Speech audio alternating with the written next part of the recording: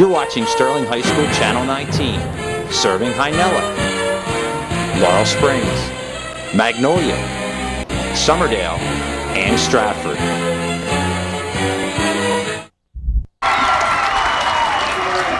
Welcome to Sterling High School, ladies and gentlemen, where the Sterling Silver Knights will take on the Hawks of Haddon Township. For my partners, Chris Bender, Julian Unger, Brett Hagan, I'm Warren Croxton, and we're here to bring you high school football at Sterling High School. Sterling Silver Knights are 2-2 on the season, while Haddon Township is 3-1 on the season with a close loss to West Efford. We're getting ready for the opening kickoff here. Sterling is all-time 258 and 178, and they're 2-2 this year. And this year, they're celebrating their 40th anniversary. Warren, it's great to be here today. It's great to be back. I'm really excited. It's a wonderful night for football. Absolutely. Wouldn't you say, Julian? I didn't say anything. It is good to be back, I must say. Sterling's on the road back to respectability with a 2-2 record. Last week they got pounded by Woodbury, and the week before they won against Lindenwold, a top 10 team in the Curia Post small schools. They had a great game against Lindenwold, Warren. You got to think if they stick to that game plan, they can beat a lot of teams this year. Corey Alamasi is a kicker, while he's also the starting quarterback and free safety. And here we go. Short kick, taking that to 25-yard line. Tackled by a gang of Sterling defenders. Looks like about the 29-yard line. It'll be first and 10 Haddon Township. He didn't get much trying to push it up the middle there, Warren. There's a picture of your Sterling defense. Your safeties are Corey Alamasi and Jermaine Stewart. Your cornerbacks are Anthony Denny and Corey Miller. Your linebackers are Braz Loper. You should hear his name a lot with Joheen Taylor. Jeff Cross is your defensive end. Nick Mises is the defensive tackle along with Nick Carter and Joe Ali. And the defensive end is Lou Swallow. First and 10. Running play. Not much on that play.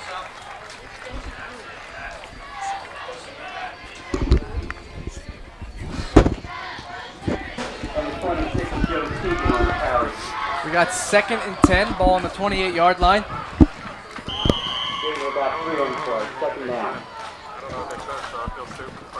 There's the Sterling Knight and Lady Knight looking wonderful on the sideline. Second and 8, ball on the 32, another handoff. And he's going to get the first down. Dan Reed is the starting running back for Haddon Township, and he got a nice one off to the left side. Looks like it's going to be a first down.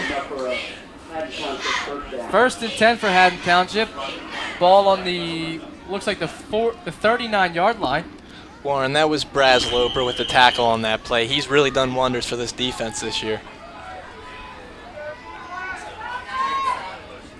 Loper's a sophomore. Another running play.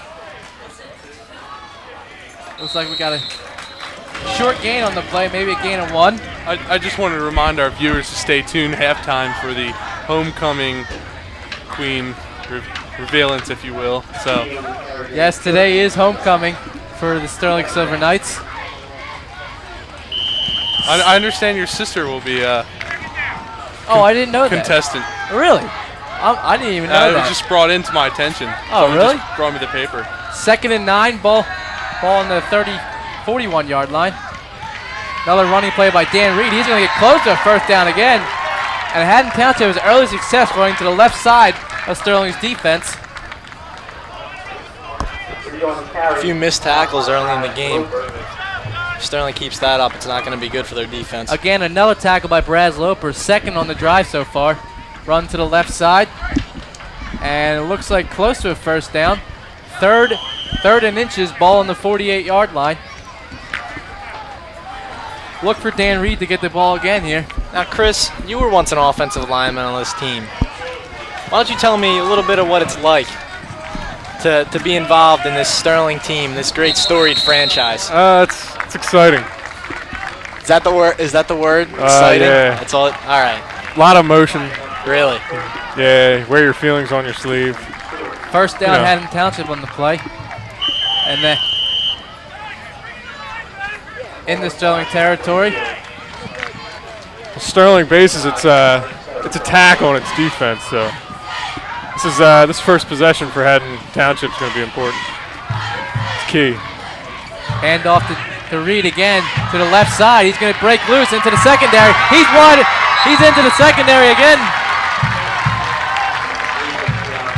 And a gain of 20 on the play to the 29-yard line. First and 10 for Haddon Township. Sterling's defense is going to have to be on the ball tonight because their offense, it's not the most explosive offense Sterling's ever seen. Dan Reed with a nice run to the left side again. It was a good play by Jermaine Stewart to keep him out of the end zone, though. Anything can happen at this point. Same play, it looks like. Handoff to the fullback and set this time. And he is tackled in the secondary for close to another first down. It's gut check time for this defense. Their backs are to the wall. They really need to dig down here and stop them. Now, Bender, do you know what formation Haddon Township's running? Well, I'll have to see once they get on the line, but I'll get back to you. Whatever it is working very well. Second Yeah, and 2. it's they're in a. Looks like a wing T, I think that's called. Second. Not anymore. It's single back now, and that's a timeout. It's good we have him in here for the experience to let us know that. Timeout by Haddon Township. Second and 2, ball in the Sterling's 22-yard line. 9:15 to go in the first quarter. It's a good timeout by Haddon Township there. They're trying to set a tempo for this game and don't want to come up with any crucial mistakes here in the red zone. And at the same time, that gives Sterling's defense a chance to catch their breath and reorganize themselves. And they really have a key couple of plays coming up here. The important player on the drive, Dan Reed, he's a senior. The senior running back's only 5'7", $152, and a very fast runner, giving Sterling defense fits. There's a pick. See if they can come up with an answer for him. If I know Sterling, they'll have an answer. Second and 2, ball on the 22-yard line.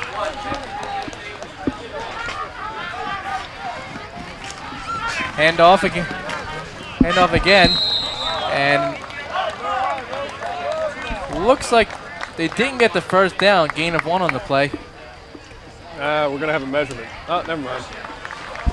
Actually, No they did get the first down. Joe Teagan on the run.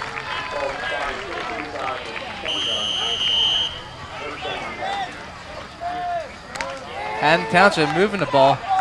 The drive originally started on their own 29-yard line. I don't think this is what Sterling had in mind when they came into this game today. Hand off to Reed, left side again. He's in the secondary. What a job by the line there. And another first down for Haddon Township, and they will have a first and goal. Guys, you could have driven a bus through that hole. My God. And the left side of the defense for Sterling is having a tough time so far. That's the right side, Warren. Well, it's their left side. No, it's the right side. No, that's definitely the left side, Bender. Agree to disagree. Hand off again to the left side. That fullback's really blowing things up and causing all kinds of trouble for the Sterling defense. Let's go, dude!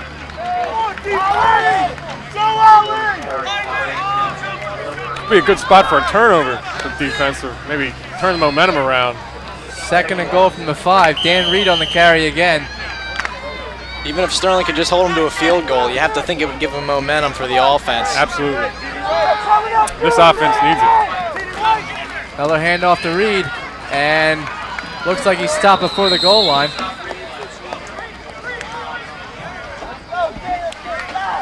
Big third down here coming up. Haddon Township will look to put it in the end zone.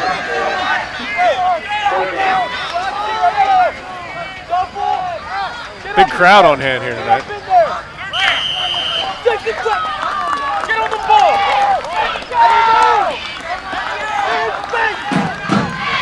Third and goal. Ball on the 1-yard line. Handoff in. And he did not get in. Nice stop by I think he did get in. He did get in, Warren. I thought the refs were signaling no touchdown. The side judge over here on the Sterling sideline ruled a touchdown. Oh, all right. 6-0 Haddon Township. Well, obviously the band and cheerleaders of Haddon Township know it was a touchdown because they are loud. Here's a replay, and yes, he did get in. Here's the extra point by Haddon Township. Saw on that replay, that fullback, he just blew things up. That could come back to haunt them. The extra point is no good. And Haddon Township drives right down the field and scores, and they have a 6-0 lead with 7:21 left in the first quarter. Now, guys, I haven't been to too many Sterling football games in the post-Art Ellis era, but I'd have to say that they have shown some signs of light this year into maybe making something happen, wouldn't you say? I would say so. I'd absolutely say so. Coming into the season, I really didn't. My expectations for this team weren't great, considering they have a new coach and a new offensive scheme. But I mean, they've pulled off a couple of wins against a tough Lindenwold team in Gateway, and they played Paulsboro, who's a South Jersey power. They played them real tight. And I had that game 49-0 Paulsboro, and I mean Sterling hung in there, and it was a close 2-score game at the end. Anthony Denny, Sterling's one playmaker, back deep, along with, it looks like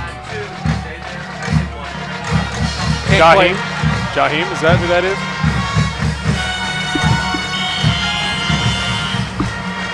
Can't quite make out the number, and it's a squib kick taken by Denny. Denny looking for some blockers. He's explosive, guys. He's still going in there. And look at Anthony Denny moving the legs and getting a nice gain on that. That is how you follow your blockers. Absolutely. There's one thing when I played, guys, the wedge for Art Ellis, you guys will remember Art had a ton of returns that year. That wedge for Art Ellis was something else. And it didn't hurt that he had a ton of raw ability. There's a picture of the Sterling offense led by Anthony Denny, the running back, and Corey Alamasi is the quarterback, along with the wide receivers of Braz Loper and Greg Viscani. Jeff Cross is the tight end, but with Mike Carter, Lou Swallow, Ryan Morano, and Chris Marula. We have an injured player down, guys. Looks like it could be pretty bad. I think that's a Sterling guy. Anytime you see a team taking a knee while their players are hurt, you know it's not good. We can't quite make out the number, so. Here's a replay of Denny's last run. Just followed his blockers, and with him being so small, he has such a... Braz Loper is the injured player.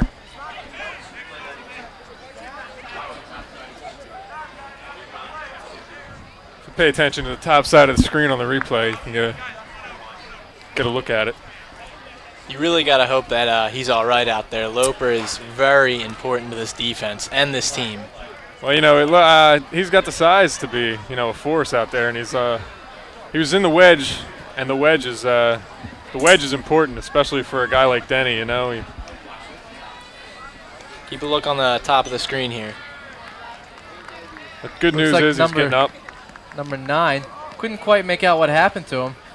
I think they're looking at his maybe a groin injury. Is it that'll bother him the whole season and beyond.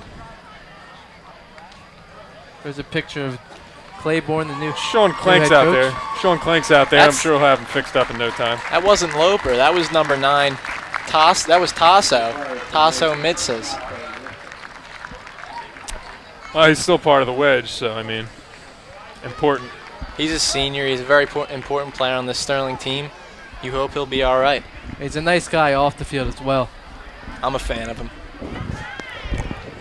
How can you not be? His name's Tasso. That's true. Well, we have a 1st and 10 for Sterling at the 37-yard line. Now, Julian, what do you think the offensive outlook should be for Sterling? Well, I haven't really scouted many games this year, and I hear they have a non-explosive offense. Is that right, Warren? I believe so. It looks like it's going to be tough to get to the outside on this. I hear Haddon Heights has a fast secondary, so it's going to be hard to get to the outside. We'll have to see here. I think Corey Almacy's a little bit underrated of a passer. I've seen him throw a few touchdown passes the games I've been at this year, and he's looked good.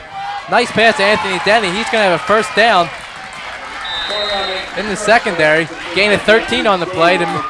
Guys, he had some zip on that ball. When he puts the ball in the air, he can get it done. Sterling fans might be surprised to see passing. You guys, that's the difference between this new coaching staff and the old one right there. Under the Jim Gallagher offense, you would never see a pass on the opening play of the game.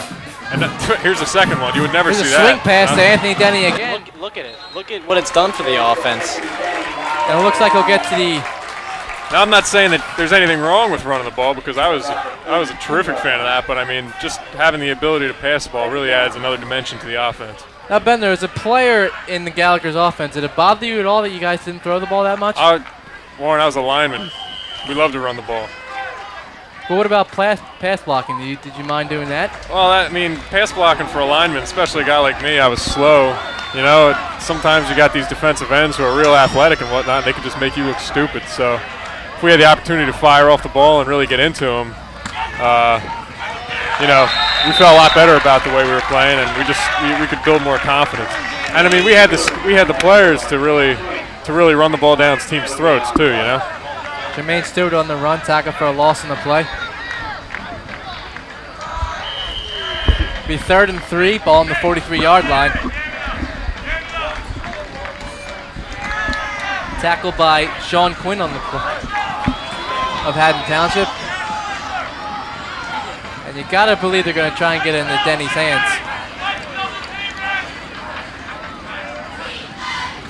Handoff. And a first down on the play, but there's a flag. Raheem Taylor on the run. Hopefully Sterling's moving back, so it's probably a holding call. There's a hold on the offense. So instead of a first down, it'll be 3rd and 13.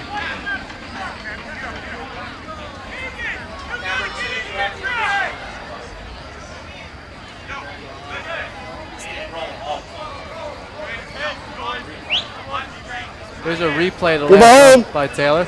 On the offense. Repeat 3rd down on the ready. 3rd and 13 now. I'm gonna take a shot and say they're going to the air on this one.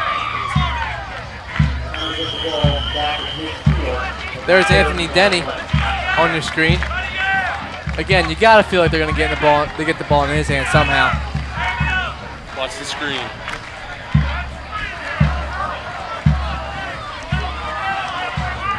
Ball on the 49-yard line. Alan Macy under center. Alan Macy back to pass. Looks to his right. Has a man open and caught. And he's going to get the first down. It's a beautifully executed play by Sterling. That is something that I don't remember seeing in my 4 years here. What a play. Staring up the record book.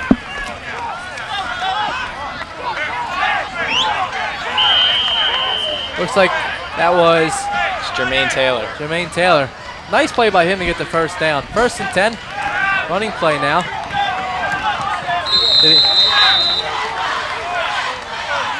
To Raheem Taylor. Check that. That was Jermaine Stewart on the reception. We have. Looks like we have 2nd and 8 ball in the Haddon Township 32. And got to give Sterling credit. They're moving the ball now. Trying to answer back after Township scored early.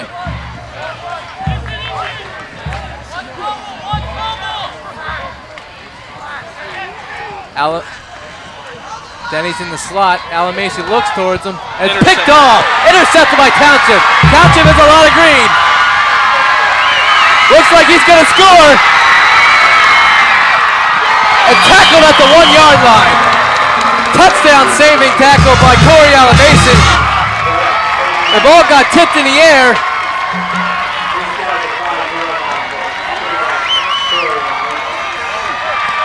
Interception by Dan Reed, and Dan Reed had the the touchdown for Haddon Township earlier.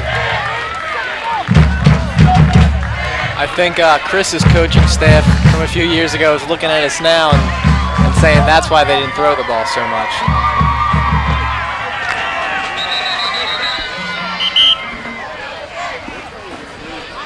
First and goal, ball on the 3-yard line.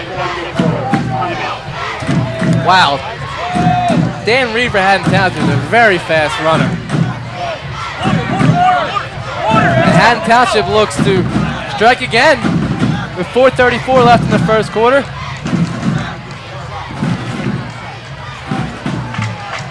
It's a shot of the crowd.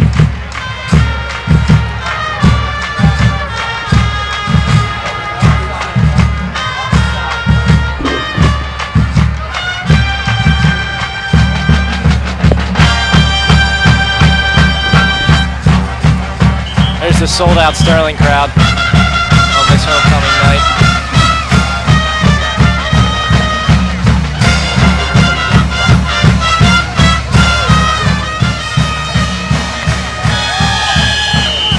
First and goal for Haddon Township, ball on the 3-yard line.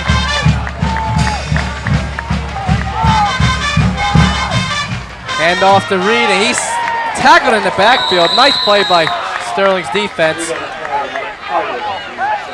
Looks like Jermaine Stewart was on the tackle. Here's a replay.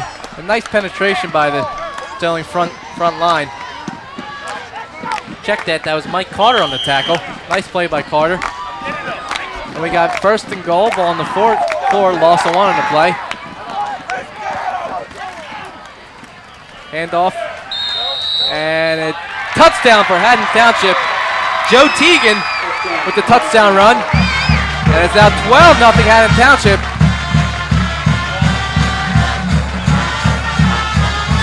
I think it's a little early for Sterling to pack it in, but that is a rough touchdown to get over right there after that turnover. You got to think the way they were moving the ball down the field, though, they can get right back into this with one drive. Yeah, you hope that Sterling doesn't abandon the game plan early. I mean, it was a tip ball, and then Dan Reed with his speed almost took it to the house. You got to tip your cap to him on that one. Haddon Township's going to go for 2 on the play after their extra point failed miserably the last time. There's a handoff to That's huge. handoff to Reed, and he doesn't get in. And now Haddon Township leads 12-0.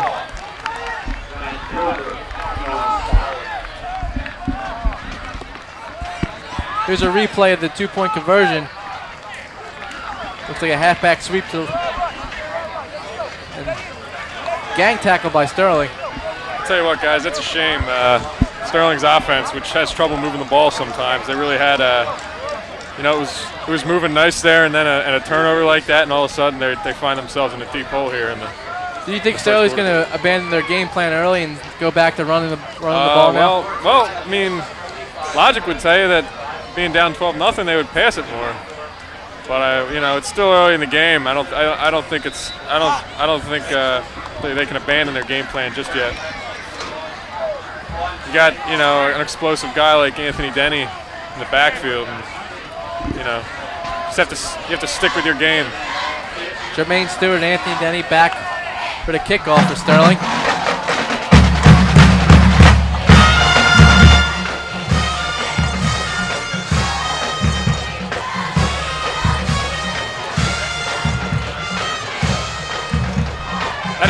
That Haddon Township sideline is it's loud. They're excited over there. Another squib kick taken by Denny. Gets behind his blockers. And he has some room. And he's tackled. He was called from behind there, actually. It was a nice play. 3:50 left in the first quarter.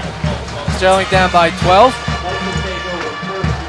For Haddon Township, there's no better feeling than going into a school that's it's their homecoming night. Everybody's fired up, and as a team, then for Haddon Township, it's really they'd love to come in here and just spoil the night for everybody. So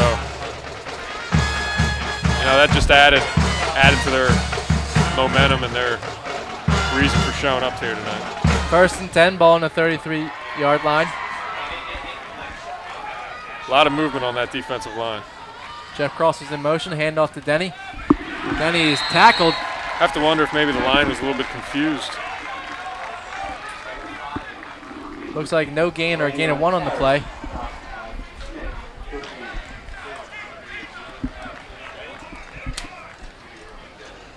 Two-yard gain on the play, 2nd and 8. Ball on the 35. We have 3:25 left in the first quarter. Denny's in the backfield.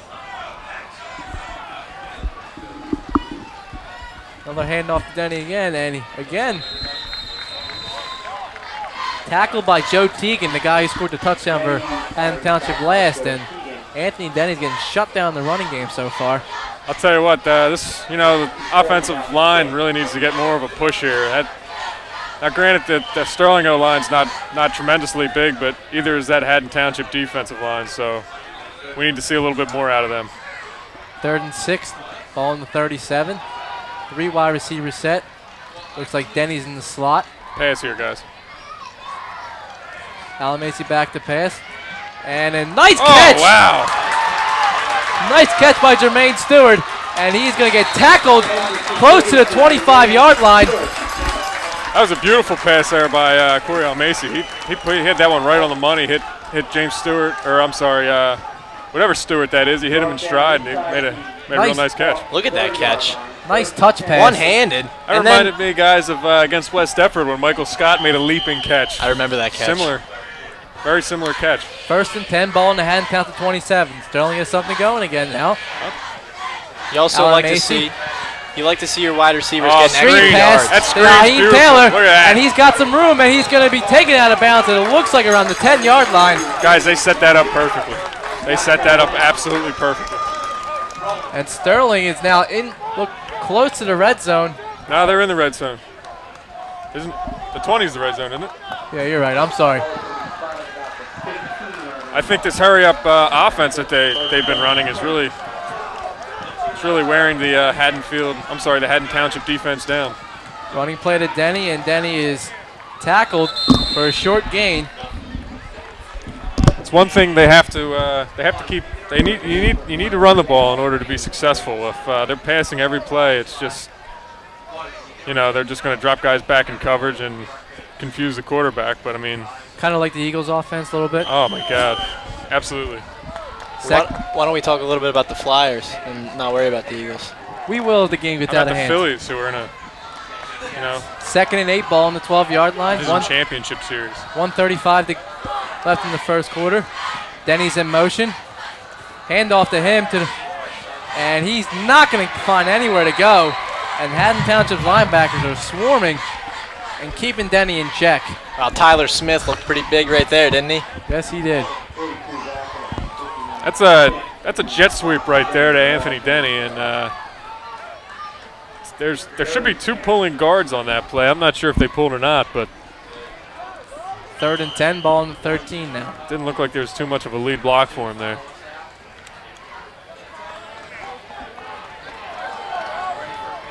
Four wide receivers set now.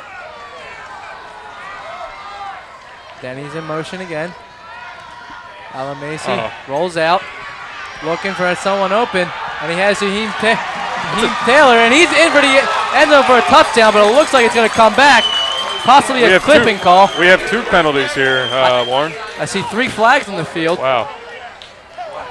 Should be an interesting Possibly call. offsetting calls. Looked like one came down in the secondary, and looks like one's in the area of a hold. And Sterling's walking back, so that can't be a good sign. Oh, they're both going against Sterling. No, there's only one. You could say something about the interception or maybe some of the penalties. We have a block in the back on the offense. Repeat 3rd down on the snap. That's backbreaking right there. They're down 2 scores here in the first, and they get something going, and something like that's not really very close to the play. That's disappointing, and I'm sure the coaching staff's not happy about that. You could say something about the interception and the penalties, but The way Al Macy's moving the ball down the field, he is dealing right now. Yeah, he's looked very good passing the ball tonight. 3rd and long. 4 wide receivers again. Alan Macy pumps once. Has a man open, and it's caught! Touchdown, Sterling! Anthony Denny! I'm not going to say I called that, but I'm pretty sure I did. That was beautiful. His arm tonight has just looked unreal. And Sterling's on the board now, and they're right back in the game. What a play by Corey Alamasi and Anthony Denny. That is a statement drive right there, guys. They came out and they just ran the ball. Well, they didn't run it, but they drove the ball right down the field, and they let this Haddon Township team know that they're not going away. Wow, nice all-around effort by Sterling.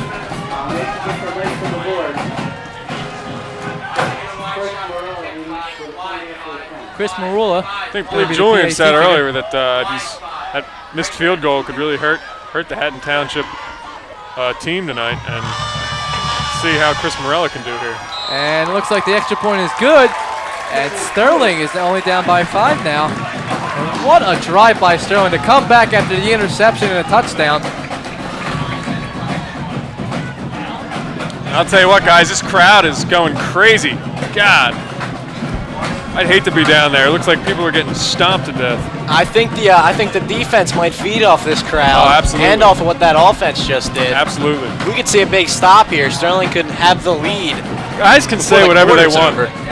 Guys can say whatever. Here's a replay of the touchdown by Alamasi to Denny. Oh, it's beautiful, beautiful pass and catch. But getting back to the crowd, you can say whatever you want about playing and not being able to hear them, but when you're on the field, you know you can hear them, and you can definitely feed off their energy. You just saw those lovely Sterling cheerleaders. They're out there supporting their team. Absolutely. It's another important factor. Let's try and keep it legal, Brett, please. Oh, come on now, Warren. He's a good guy. 33 seconds left in the first quarter.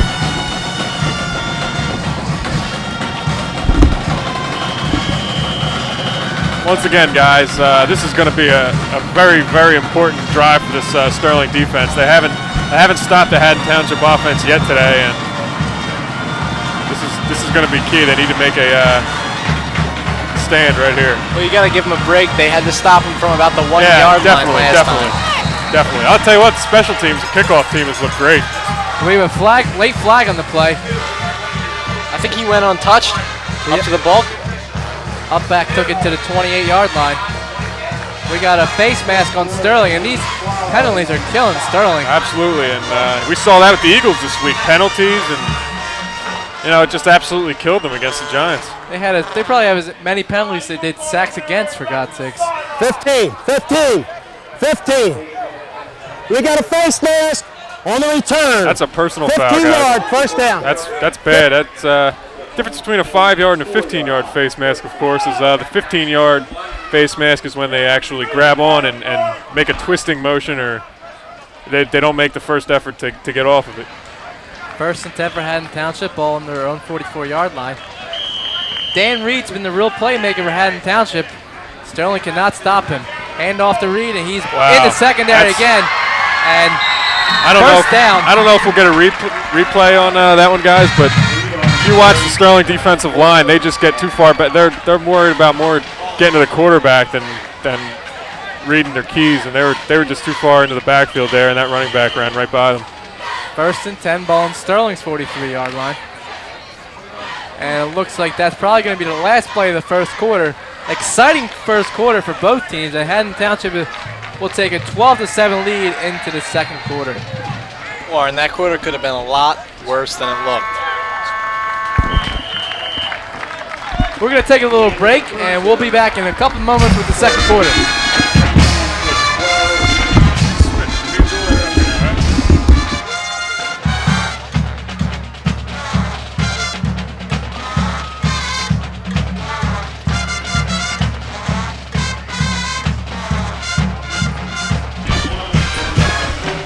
Welcome back, folks, to the second quarter. Haddon Township leads at 12-7. Joined in the box now by Chris Wheeler. Oh, I'm sorry, Julian Unger. Hand off to Joe Teagan. He gets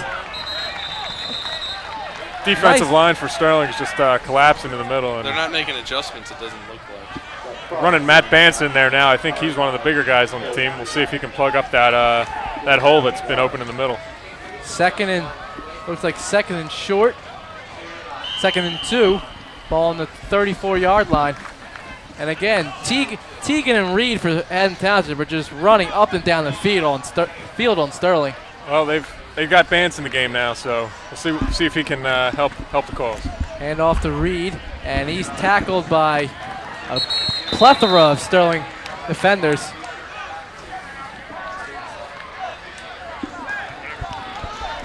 And a first down for Haddon Township.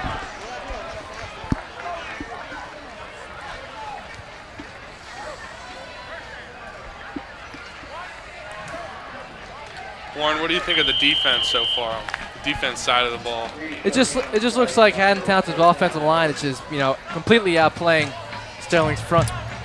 Tell you what, I give this Township team a lot of credit. When I played, which was only 2 years ago, they were a program that was a guaranteed win every season.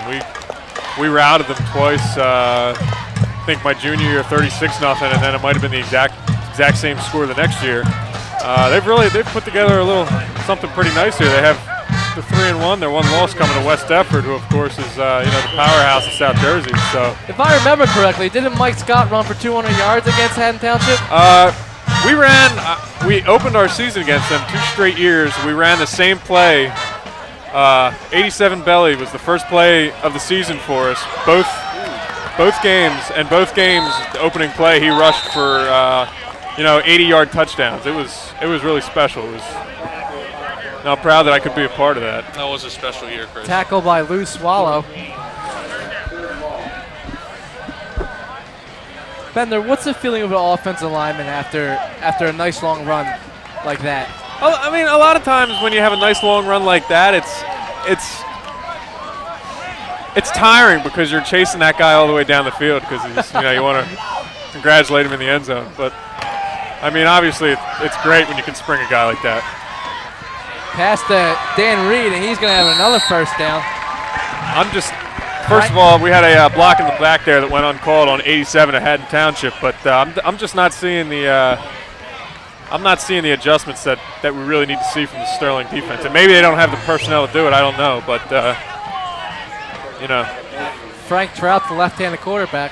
Nice play by him to get it out to his playmaker, Dan Reed. And we have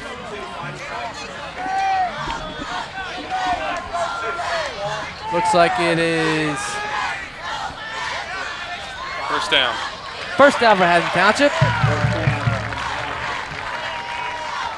Guys, we're going to go to Brett Hagan, who actually has made his way over to the Haddon Township crowd now, and he's gonna report from over there. Here he is.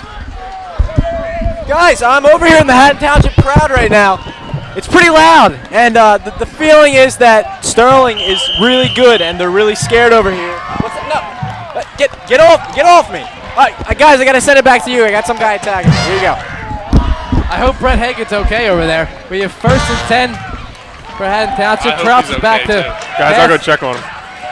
And he gets walloped on the other side, on the far side of the field. I think the guy with the tuba just hit him in the head. These tubas will get you. Looks like a short game on the play by Trouts. That's what they need here, guys. They need a stop defensively. This defensive unit's really going to get down on themselves. They need a good tuba player. Defense? No, Sterling does. Oh. 2nd and 10, ball I'm on not the even sure what a 40-yard tuba line. is, what it looks like. Running play to This defense is really tightening up here, guys. Teagan. A lot of little knights in the crowd tonight. We should give a shout out to the SYAA program that just restarted this summer. And gotta give a lot of credit to the guys over there to start rebuilding the program.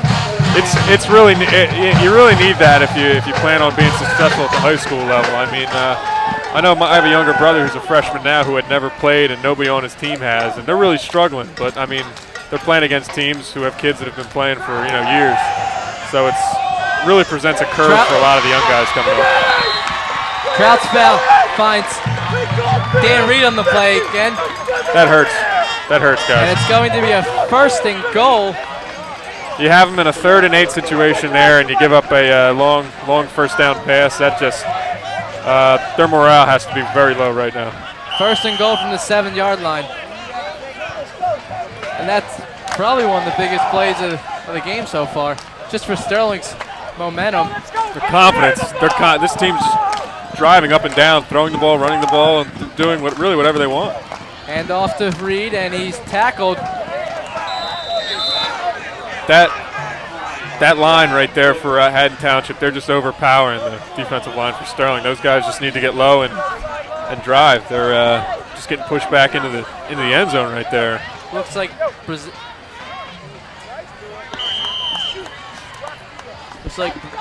Loper was on the tackle again.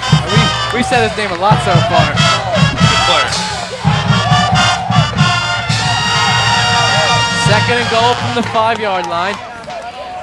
Hand off to Reed again, and he's tackled. That's key right there, guys. If they can hold them here, that would be huge. Anthony Denny, part of a. This is where, tacklers. in a situation like this, now, it's still only 3rd down. They have another play to try to get it in here, but if they have to settle for a field goal, that means it's only a one possession game for Sterling Knights, and with the way they've been moving the ball, that would do wonders for the offensive confidence and the defensive confidence of this team. There's a replay of the last run by Haddon Township.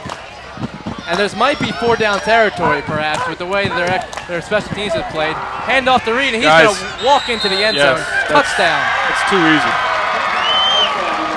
Touchdown. Sterling had their defense overloaded to the wrong side of the field. And there was only one defender over there to try to stop it from happening. There's a replay of the touchdown run by Reed, and he's had a wonderful game so far.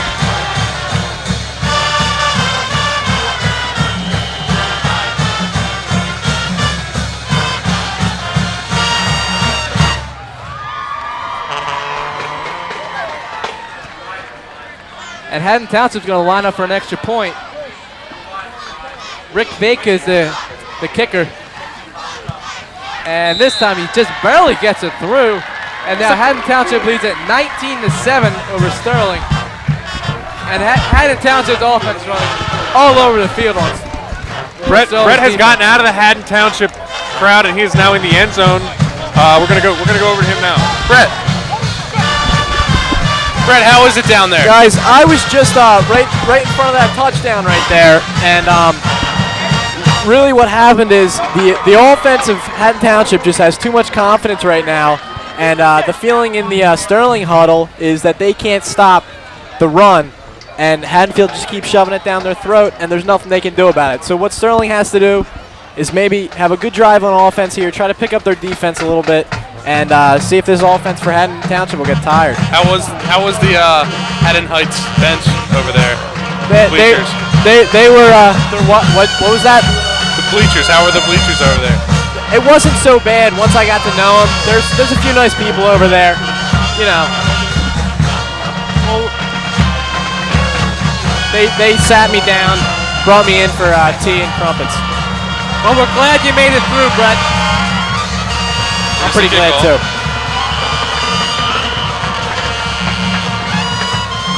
Nice kickoff by Haddon Township, taken by Denny. Fumbles the ball, picks it up and he's not going to get much on that play. He might have gotten it back to the 26-yard line. I think this is the first bad field position for Sterling, so we're going to have to see what their offense can do, see if they can get it all the way down the field. I think they have the weapons to throw the long ball, but I don't know about their confidence, how it's going to be right now. 6:35 left in the first half. Sterling down by 12, 1st and 10 from the 25-yard line. Guys, I see another alumnus of this football team, cornerback and wide receiver Brian Long, has just made his entrance to the vicinity. We'll try and get him up here. Maybe we'll get him up here a little bit later and talk to him. Running play by Sterling goes nowhere.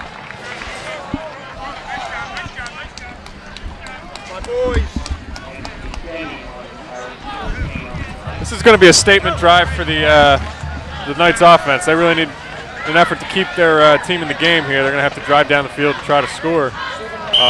If not, their defense hasn't shown the ability to stop this Township offense yet, and if they get the ball back, they might have time to score another touchdown and make this a three-possession game going into the second half. You don't want that. 2nd and 10 from the 25. 2 wide receivers, 2 running backs in the backfield. Alamasi tosses it to Denny, and Denny trying to find some running room, but can't. And finally tackled.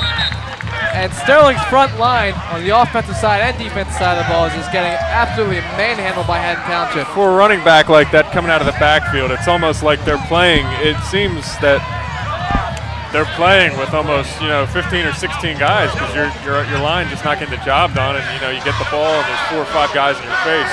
Saw Denny had a little bit of athletic ability. He showed his athletic ability there. He had 4 or 5 guys in his face, and he was still able to pick up a couple yards. Now it's a passing situation on 3rd and 8. Backs are in the eye. 2 wide receivers set. Play action fake, and Alamasi looks for an open man, and he has him. Nice catch by guys. Taylor. I hate to be the bearer of bad news, but that one's coming back. We have a hold. Legal man downfield.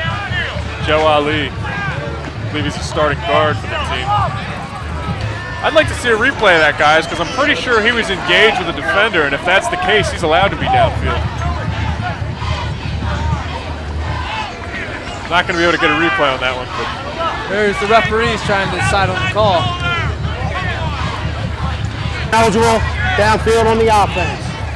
Guys, repeat 3rd down. Guys, I don't like to blame things on referees, but they missed a blatant block in the back that Haddon Township receiver had committed, and I really disagree with that call there. I think Joe Ali was engaged with a defender there, and if that's the case, he can be as far downfield as he wants to be. That's a bad call.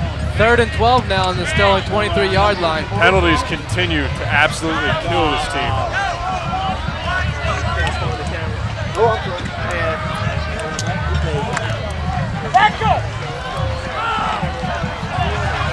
You have to wonder how many passing plays they actually have in the playbook too. I mean, pass a lot here in the first half. Alamasi back to pass, has a man almost trying to tackle him, and tackled by Taylor. That's going to go nowhere. Going to actually lose yards in the play. And with 4:35 left in the first half, and Sterling's offense will have to punt. Here's a replay of that. Brett's made his way over to the Sterling sideline now. We're going to go down to him for a report. Brett. Guys, I was just talking to the Sterling cheerleaders, and they told me they believe the key to this game is going to be if Sterling offense can stop taking so many penalties. So I have to agree with them on that. They're taking a few too many penalties. I think the cheerleaders might be right on this one. All right, back to you guys in the booth. Thank you, Brett. Confusion on the play. Sterling's ready to punt.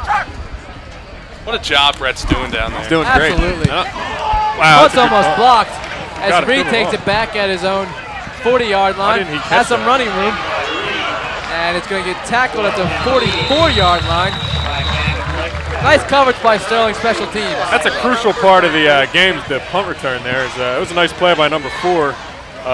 You saw how that killed the Eagles in week 1 of the NFL season. Right there, he just let that one bounce and he played it safe.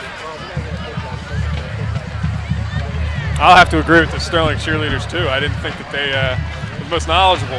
I didn't think so either. But apparently they know what they're talking about, and I'll have to agree with their assessment of the first half so far. This is pivotal, guys. They can't go into the half behind 3 scores here. 1st and 10 for Haddon Township. 2 wide receivers set, 2 running backs. Hand off to Reed to his right side, and he's going to get tackled. No, he's not. He's going to break free and get a first down, and what a run by Reed. One of the most important parts of playing a defensive position is being able to wrap when you go for your tackle. And right there, what you saw Sterling doing was they were just going in for a big hit using their shoulders, and they weren't wrapping up, and that's what allowed him to pick up that first down. He was stopped maybe if they had wrapped him up, 3-yard gain. That's poor technique on the part of Sterling. 3-yard gain turns to an 11-yard gain, a first down for Township. And a handoff to Teagan, and he's going to get tackled for a short gain. That's gang tackling there, guys. That's what you need to do when you're playing defense. And I think he may have lost a yard. Forward progress. 3 minutes ago in the first half. How many throwing places has Haddon Township had? Maybe like 2 or 3? You know what? They're getting them off guard because of the success that they're having on the ground. You know, and when you're having your way on the ground, that really opens up the passing game a lot. 2:45 left in the game. 2nd and 8 on the Sterling 41. Oh, we have a fumble. Snap, and that could be Sterling. not Get sure on who that. got it. Sterling says they have the ball, and That's huge. Sterling Absolutely football. huge. Sterling recovers the fumble, and now Sterling's offense will hopefully have a new. That's a crucial mistake right there by the center There's a quarterback replay. exchange. The most basic thing in football. It's the most important. And right there, you saw Haddon Township mess that up a little bit. Now we'll see if Sterling can maybe build some momentum and capitalize on that turnover. Saw what turnovers can do. The Knights had a turnover early in the first quarter that resulted in 6 points for Haddon Township. So see if the Knights can capitalize on the mistake by Haddon Township here. 3 wide receivers set. Running play to Taylor, and Taylor has a nice gain. He's going to have a first down in the Haddon Township territory. See, guys, that's what I like to see right there. You have a big, strong runner like that. Just hand it to him, let him lower his shoulder, and run some guys over. I just saw the line a little bit there. They look like they're getting a little bit nasty, and they're pushing some guys around and getting angry. That's Sterling football as the way it used to be. That's probably one of the longest runs of the game so far. Absolutely, by far. 1st and 10 on this Haddon Township 48. 2:20 left in the first half. 3 wide receivers set. 4 wide receivers set, excuse me. Denny's in the slot to the far side of the field. Alan Macy back to pass. Has a man open, and it is going to get caught. And first down on the play at the Haddon Township 35. Greg Viscani with the catch. One thing I've noticed about this Sterling offense is every time they have either 3 or 4 receivers on the field, they're passing the ball. So if I was Haddon Township, if I was the coaching staff over there, I'd definitely key on that. And if I was the Sterling coaches, maybe I'd run 3 or 4 out there one time and run the ball and try to catch them off guard. That could open things up for the running game. 4 receivers again. Man in motion. Oh, hate to say that I called that, but it didn't work. Running play by Jermaine Stewart. And it looks like a 4 wide receiver set is Sterling's best option right now, best formation. And they have multiple receivers out there. They look good. They're still running this hurry-up offense. I'm a big fan of that. 1:30 left, 2nd and 7. You got trips to the right here. Alamezi back to pass. Quick pass to Jermaine Stewart. Jermaine Stewart with the catch and a quick pass. And we have a timeout by Sterling. The Sterling offense. We might try and go down to Brett here. Brett available? Looks like we're having a little Here's a trouble replay. with Brett here. Here he is. Here he is. He's got an injury update. Brett. Guys, I was talking to Tasso on the sideline, and I think it looks like he's going to have to sit out for the rest of the game. I asked him how he was feeling, and he said he was okay. Back to you guys. That's good. That's good. I must say, Brett's doing a really fine job out there. He's running around getting all the nitty-gritty for us, and we appreciate that. He was in the booth in the first half. Now he's running around doing a heck of a job getting the dirt. Doing his best Chris Mortensen. 1:15 left in the half. 3rd and 2 from the Haddon Township 28.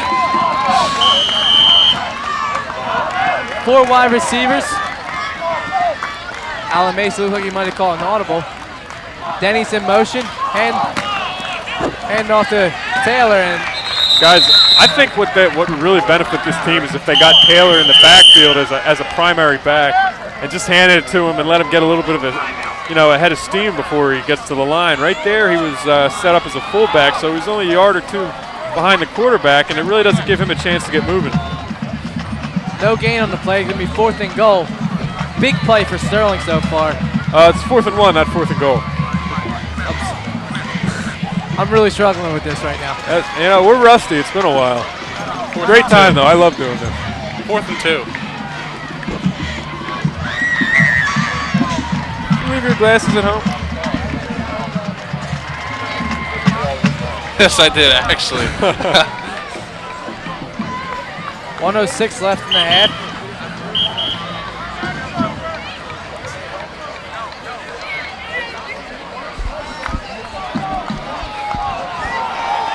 Terrell Owens' jersey in the crowd. Again, another 4 wide receiver set. Interesting call for Sterling so far. Man, that's great second effort right there, guys. Looks like Alamasi had a little push there. He's a real fiery guy. I remember from playing with him when I played, and it doesn't surprise me at all that he would stick his nose in there. Hurry up offense for Sterling so far. And we have under a minute to go now. I really like the way Alamasi's been managing this offense. Alamasi back to pass, trying to find an open man, scrambles to his left, can't find anybody open, he's going to take off and he's going to wallop to the far side of the field. Guys, he gets walloped right there, but you know what? That's a smart play. It's not only that, he showed a lot of guts. He did not back away from that at all. He didn't gain any yards, but I'll tell you what, he just showed a lot of courage right there by not backing down from that linebacker. He didn't force anything either. Smart play. Under a minute to go, 43 seconds.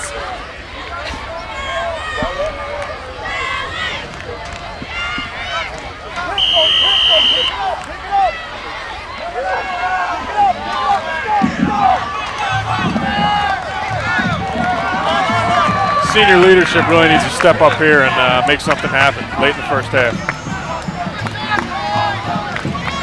Hand off to Taylor, and Taylor's going to get a nice gain and close to a first down. I just think if they gave him the chance to really get his body moving behind him, that he could really run the ball a lot more effectively. Looks like another timeout by Sterling. Their final one of the We have 3rd and short here. They're going to obviously probably run the ball here. Well, maybe not. That was their last time out, I think. But at some point in this drive, we saw earlier we saw Stewart, number 33, make a play on a post route straight down the middle of the field. I think this would be a situation where they could use that here in the red zone and try to make something happen.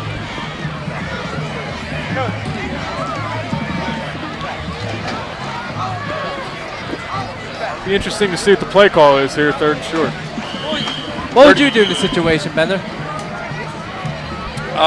Well, it's really hard to say because they don't have any timeouts left. So, back of the end zone. Nah, it's the 3rd and short with no timeouts. That's tough, especially when you're this close to scoring. You have 2 plays here, so I'd say pass on this one. Back to pass to Alamasi, and he gets it off to Taylor. And they got the first down. But the clock's moving. They gotta get on the line here and spike it. And they're gonna stop the clock here. See what happens. Referee timeout here. That's an interesting call. Haddon Township can't be happy about that. I believe it's college rules where a first down stops the clock. So that's a huge benefit for Sterling. That is big. And right now is where you might see a pass here, a post route, middle of the field. That's what I'm thinking. To number 33, he's in the slot to the right side. Jermaine Stewart's number 33. They got the clock. Oh, they spiked the ball there. I'm surprised.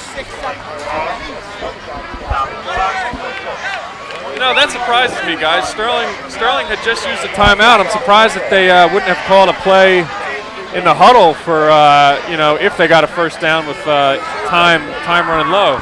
At the same time, it was 3rd down, so their primary focus could have been just picking up the first.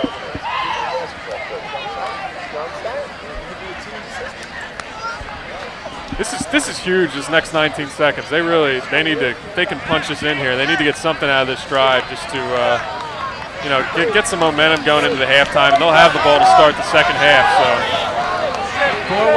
Four wide receivers set again.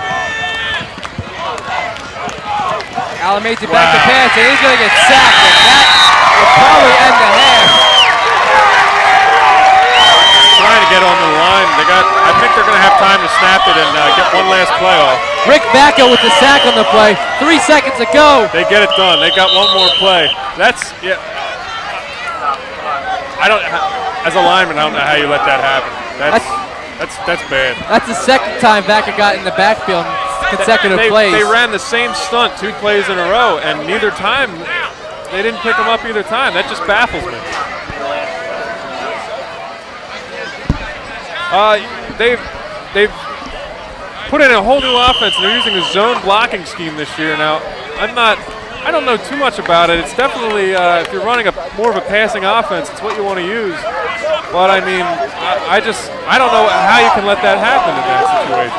4 wide receiver set. Denny's to the second receiver into. It looks like they're going with the same stunt again. They do, and that time they make the adjustment. And the ball is blocked at the line of scrimmage, and that's going to end the half. And Sterling must be disappointed with themselves. Absolutely. You see right there is the line concentrated more on coming inside so they could knock that linebacker down, and it just opened up things for the defensive ends, and they were able to get in and cause all kinds of havoc on the quarterback. Well, stay tuned for, there's a replay of the last play. Nice play by the Haddon Township front line. That's what they're taught to do, get their hands up in the air and knock something down. Good play. Well, stay tuned for the homecoming ceremonies at halftime. Should be exciting. And at halftime, we have a 19-7 lead for Haddon Township. Again, stay tuned for the homecoming ceremonies, and we'll be back later. Welcome back, folks. I'm Warren Croxton. I'm here to bring you a special presentation of the homecoming court. And we're going to go to PA announcer Mr. Flacco to announce. Jessica Stewart is being escorted by James Stewart. Jessica Stewart is currently attending Camden County College. Currently, Jessica is involved with the Service Learning Program of Camden County, which enables her to volunteer at Our Lady of Lourdes Hospital, assisting the Spanish-speaking patients. Jessica also is employed at Fashion Bug. Her future plans are to graduate from college and become a successful lawyer.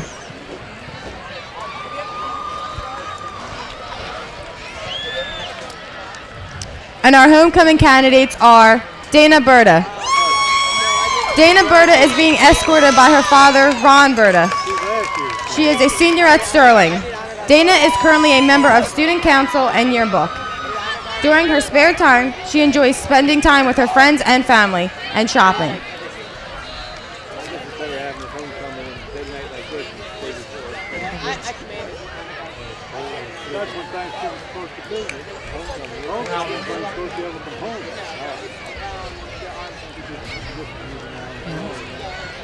Our next candidate is Daniela Fumu.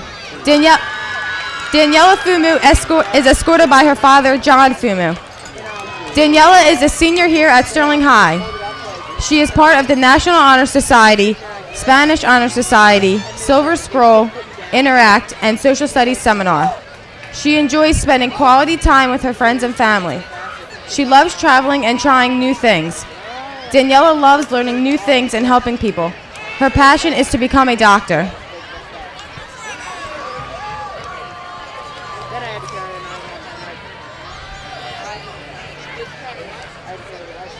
Our next candidate is Danielle Kennelly.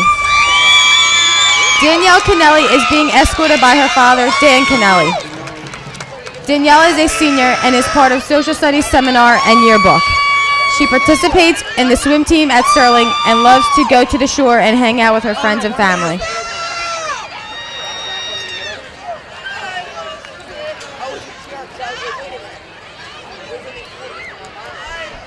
Next, we have Danielle McGowan. Danielle is a 17-year-old Sterling. She's been playing softball and soccer since her freshman year. Danielle was a member of Transition Project during her junior year. She is also a member of the National Honor Society and the French Honor Society. Outside of school, she volunteers as a student track coach at Our Lady of Grace School.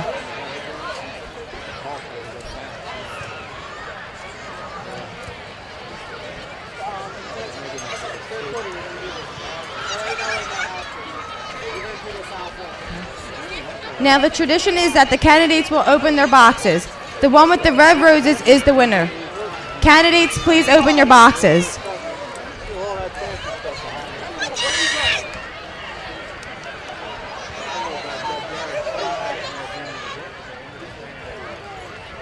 And the winner is Danielle Kennelly.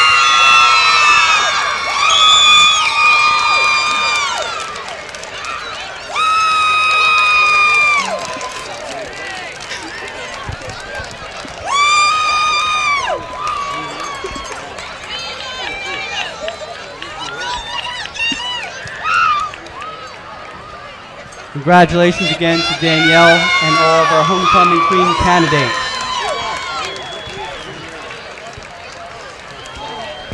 Well, again, congratulations to Danielle Kennelly winning the homecoming court. And congratulations to all the candidates. They all deserve to win as well. And again, Sterling's down 19-7 here against Haddon Township. Haddon Township has moved the ball through the ground with Joe Teagan and Dan Reed. Dan Reed's lightning quick, and the Sterling defenders can't really keep up with him. And Warren, are you a little upset that she couldn't bring the gold home to the house? Well, I'll answer that later. But we're gonna come back a little bit, and again, Haddon Township beat Sterling 19-7. You guys see the steam coming off the field?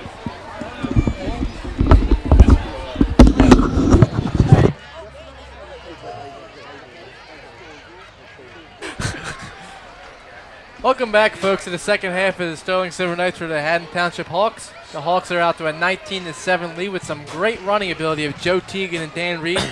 Sterling's touchdown came on a nice pass by Corey Alamasi to Anthony Denny. And here's a replay of that.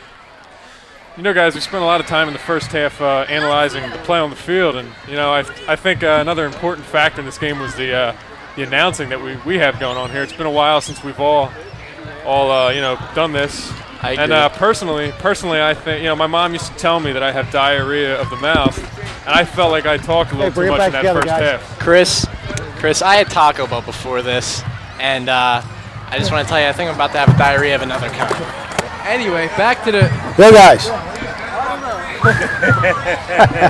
All right, on the guys. field. Good first half. Nice hitting. Nice work, okay? Good sportsmanship. Who are we talking to? Sterling, you won the toss. Oh, You deferred to the second half. It is your choice this half. You would like to receive.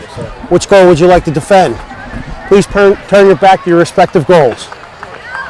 For the second half, Sterling will receive. Let's bring it back together, guys. That was the referee, Brian Francis. I didn't realize there for a second, that I got scared. I didn't know who was. I thought we were getting yelled at. Yeah, I didn't realize that the ref was mic'd up tonight. He startled me. I'm not sure if Espy's gonna like that last saying you had, Brett. You know, what Mr. K has done for this school and this program Continues to improve every year. You cannot. There's nothing to say about it. It's amazing.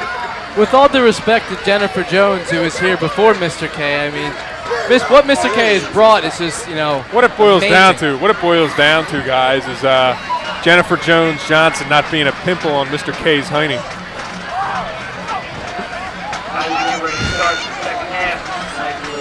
I think that sums it up. I think we're actually ready to move forward a little bit here in the K era. I think I'd like to see the next thing I'd like to see, Warren, is players mic'd up, not only the refs, but I'd like to see a quarterback mic'd up.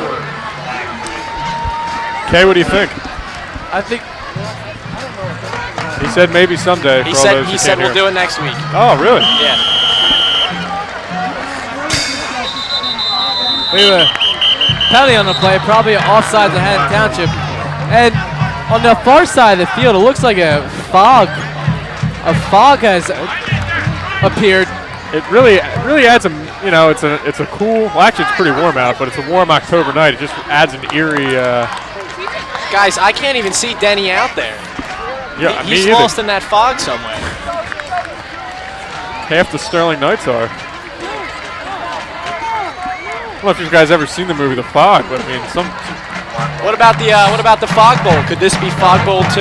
You know what? We need to get a little bit tighter of a score here, but definitely the Fog Bowl of 07 could be in the making. We'll look for Sterling to answer.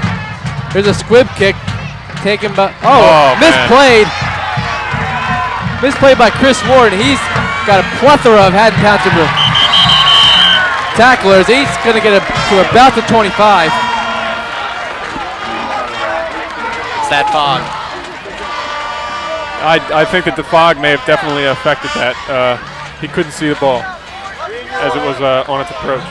Before we get started, I want to give a little shout out to Sam Washington. He stopped by the booth a little earlier during halftime. How many times did we say that name during basketball games? Sam was a wonderful basketball player and a pleasure to watch. So and a fun pleasure to watch. cover. Absolutely. 4 wide receiver set. Handoff. Handoff to Yaheem Taylor on the play. Looks like a gain of 1. Guys, I was saying it all first half. I just think that they need to get him running from the halfback spot instead of the fullback spot. Bender, what's your assessment of the Sterling offense so far? Well, they've only put 7 points on the board, but I mean that's misleading. They've moved the ball up and down the field all day, and they just had a couple of unfortunate turnovers. And at the end of the first half there, they just ran out of time. Well, if you go back to what the cheerleaders told me, it's the penalties that really came back to haunt them. Absolutely, I think that has a grave impact. That's just not with Sterling. That's for any team. You can't penalties kill you.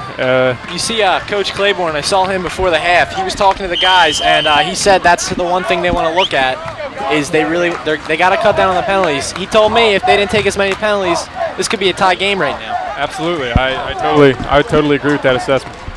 We have a 3rd and 3 on the 22-yard line. I don't know if we have stat keeping here yet, but I'd be willing to bet that Sterling has at least 60 yards in penalties, and that's being generous. That's really. steep.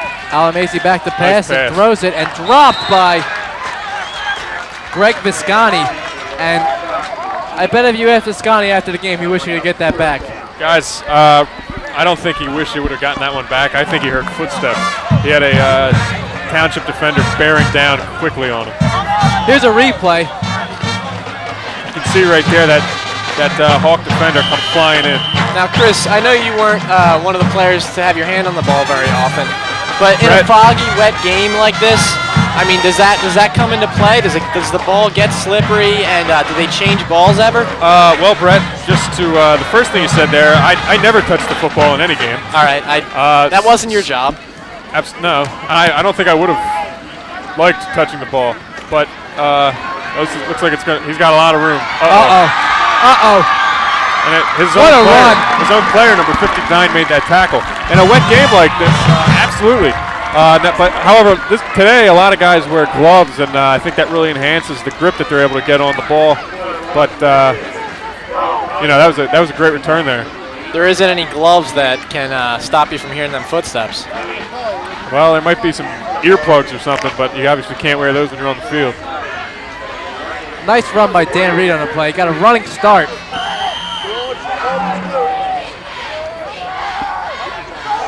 We have an injury on the Sterling sideline. I don't know if you guys have seen that. 53, I'm not sure what his name is, but I think he's the starting center, is getting checked out by the training staff down there. Is that 57? It's 53, and as you can see, the entire training staff is tending to him right now. I'm not sure if you can see it or not, but Chris, I don't think there's a 53 on the Sterling roster. I'm pretty sure. I'm looking at him. Yeah, it's number 53, but we don't have his name, so we apologize to 53 and his family. Well, maybe we can get Julian Unger to go down there and give us an injury update. I'm sending him down now, and he'll get back to us in a minute. Okay. Handoff to Reed, and he's tackled for a loss in the play.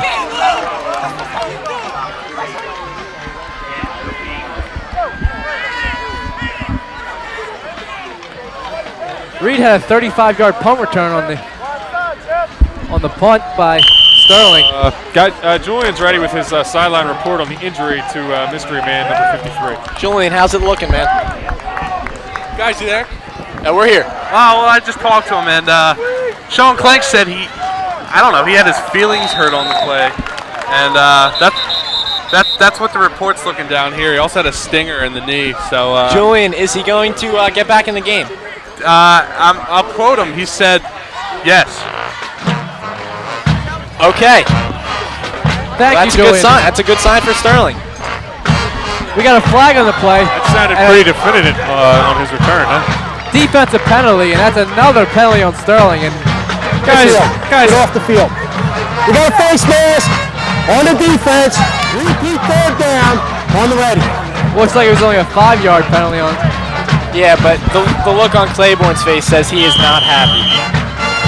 And why would you be? I mean, they must have at least 8 or 9 penalties run so far. And we have a third. It's a referee timeout there. He's got 2 left. An equipment issue. An equipment issue with number 8. I'm not sure who that is, but some sort of helmet problem. You think late in the game that using that timeout there might come back to haunt the ref? Absolutely. There could be some key times when they need to get a measurement or a spot, and he's just not going to. He's not going to be able to afford it. 3rd and 2. Hand off to Teagan, and Teagan. Not sure if he got the first down. Hard to see from where we're standing.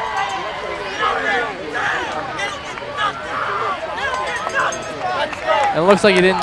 Looks like he didn't get it. So it'll be a 4th and 2 from the Sterling 14, and a tough decision for Haddon Township. This would be huge if Sterling could come up with a stop here. It would do. It would. I mean, I've been saying it the whole game. I'm a believer in. Once you have momentum, you have the momentum, and they just. This is key. This is critical. They need to stop here to really get their defensive confidence up and some team momentum going. Hand off to Reed, and Close. It's very close, guys. I think we're gonna have a measurement.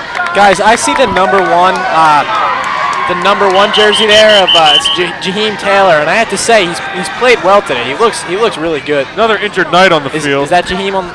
Nah, Jaheim is in the huddle. He's Okay.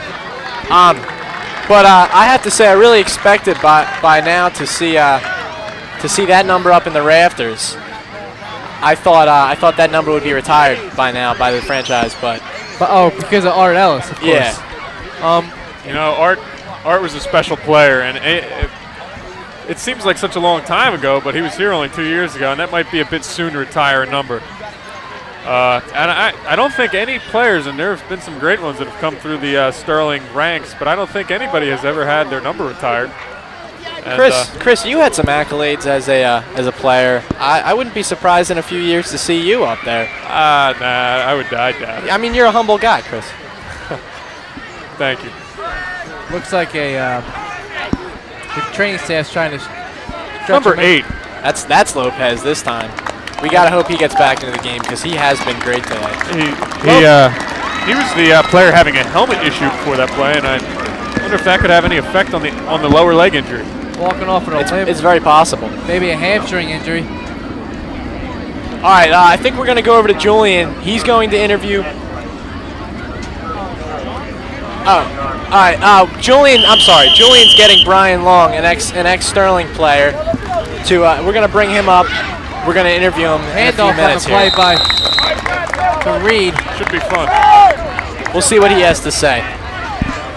And it's gonna be about 2nd and 10 on the play.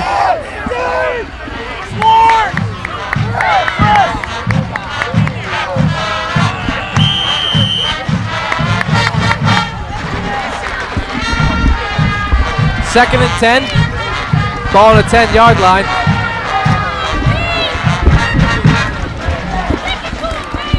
Hand off to Reed, and it's tackled. Looks like a short game, possibly a 3. Guys, I was roaming the stands, and I ran into an old buddy of mine. Brian Long used to play for the Sterling Knights. Is it good to be back, Brian? Yeah, it's good. It's good? It's good. Brian, what's your assessment on the game so far? Well, from what I can see, they're not moving the ball as well as they should. Have to have a lot of punts. Passing game's not exactly clicking for them. But, I mean, this game's within their reach if they can stop them here. Trout has Reed in the end zone. That's going to be a touchdown. And Haddon Township will now go up 25-7. Brian stands corrected after that. Yes.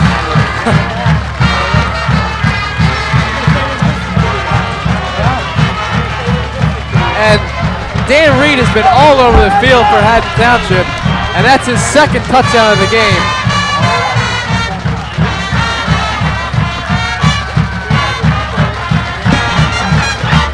And I gotta nominate Dan Reaver player of the game right now.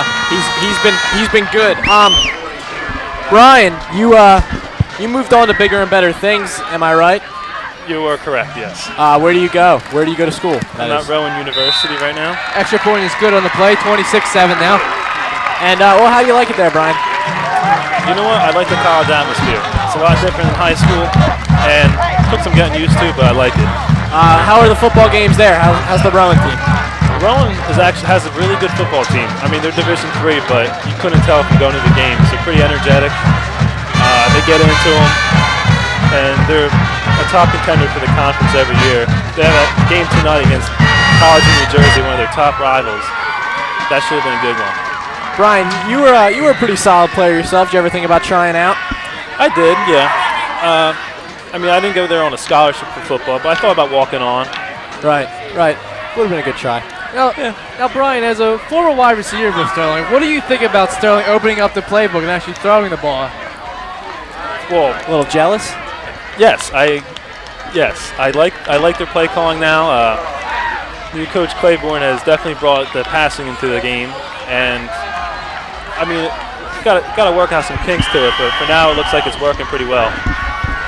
I missed the first day of that interview there, Brian, but I was, as former players, both of us, I was wondering what you thought of this new Sterling offense. I'm sure a guy like you, who was a receiver, would have really benefited a lot from, playing under a guy like Claiborne, who is pass-friendly coach. Yeah, I was just saying, I really like their passing now. They open up the playbook, and it's something I wish would have happened when I was there, but unfortunately didn't. Record might not show up, but they'll probably have a pretty good season. Absolutely. I mean, when the receivers in our offense, when we were there, were primarily used to run the plays in, and that was it, Yeah. They're definitely giving new meaning to the position wide receiver now. I can see they have 4 of them lined up now. Unbelievable. Hand off to Taylor. Taylor's going to get a nice game. Never would have seen that. Nope. Looks like we might have a 2nd and 5 on the play. We got 6:35 left in the third quarter. Again, Haddon Township up 26-7.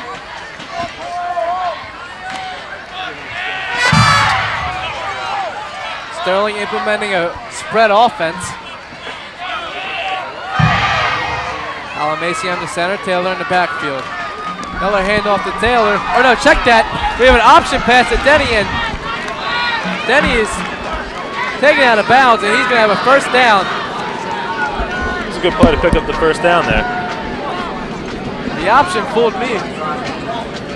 Well, Brian, I understand you have to get back to taking care of some personal matters, so I want to thank you for taking the time out to stop in and have a word with us. We appreciate no problem, it. guys. You're always welcome back. Yes, thanks for having me on. Absolutely, man. Good luck with everything. And I can't leave without saying go Knights. Oh, beautiful. Thanks, man. Yep. Hey, you have a good night. You too. Handoff to Taylor. He's going to be tackled for a See you at the after party.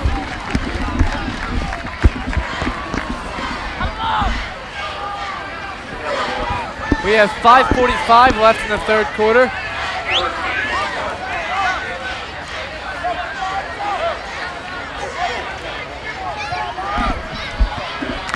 Second and 8 ball on the 40-yard line. Sterling driving. Chris, I haven't seen Julian in a little while. He's out there again looking for people, isn't he? Yeah, I'm pretty sure he's going to interview, I believe, one of those police officers, but I'm not sure. Maybe we'll get the lowdown on what they're doing. Option by Alamasi. Out to Jermaine Stewart, and he has the first down, and he's going to get it to midfield even a little further. That's going to be a 1st and 10 Sterling.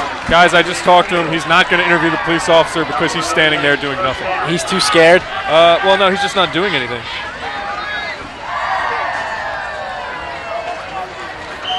Does he have something for us? Yes, he does. Okay, guys. We're going to Julian. Hey guys, I was just talking to the policeman, and I wanted to go through with what it takes to secure these grounds here. First down for Sterling Yaheem Taylor. But I was curious to see what precautions they take, and they keep a well monitor on the stands, and I mean, it's a pretty safe environment, would you say, guys? Here? I think Sterling is probably in the area one of the best high schools. Well, classy parents, classy students, and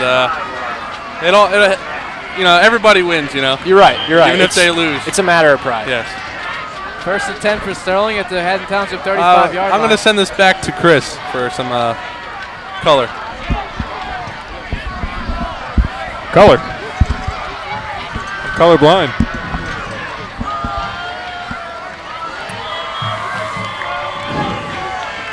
Just need to keep,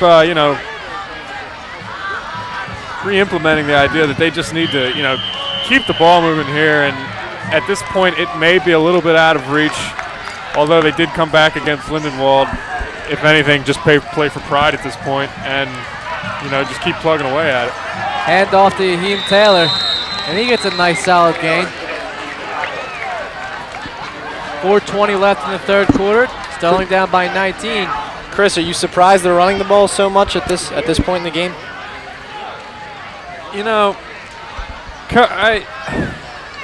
I don't really know what to say about it. I mean, perhaps they're running it to try to open the offense up more, or maybe they just lost a little bit of confidence in the throw. They have moved the ball a lot on this drive, so you got to stick with what works. So looks like a pass here. Oh, a quarterback keep. At the same time, they are eating up a lot of the clock. That's absolutely right. That's a good point. I don't know. It's an interesting coaching decision. I mean, it's only the third quarter, but it's gonna come back if they don't start moving the ball and taking less time. I absolutely agree. We got a 3rd and about 4. 3rd and 5, excuse me, from the Haddon Township 29. This probably has to be 4-down territory. 3rd and 5 might be, absolutely.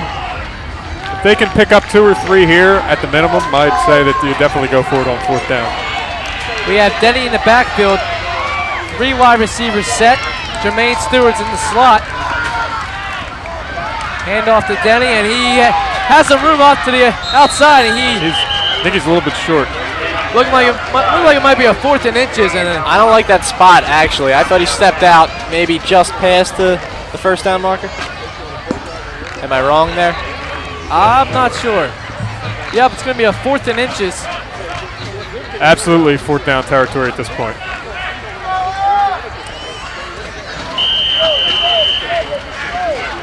Chris, what do you do here?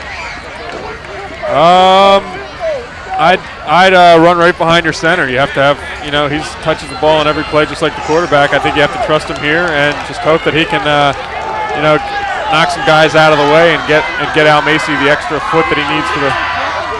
There it is. Good call by Bender. And he's going to get the 1st down.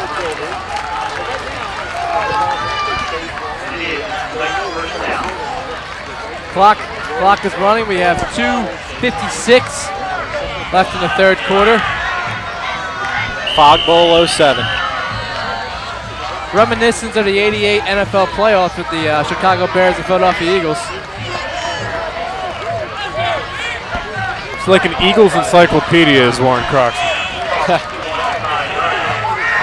Philadelphia Sports Encyclopedia. Absolutely, yeah, really. 4 wide receivers set again. Hand off to Denny. Denny looks like he's going to get another nice gain to about the 20-yard line. Gain of 5. All that knowledge, passion, and love has cost him nothing but heartache and probably taken years off of his life. I apologize, Warren, but I believe it's the truth. Brett, I haven't disagreed with you, have I?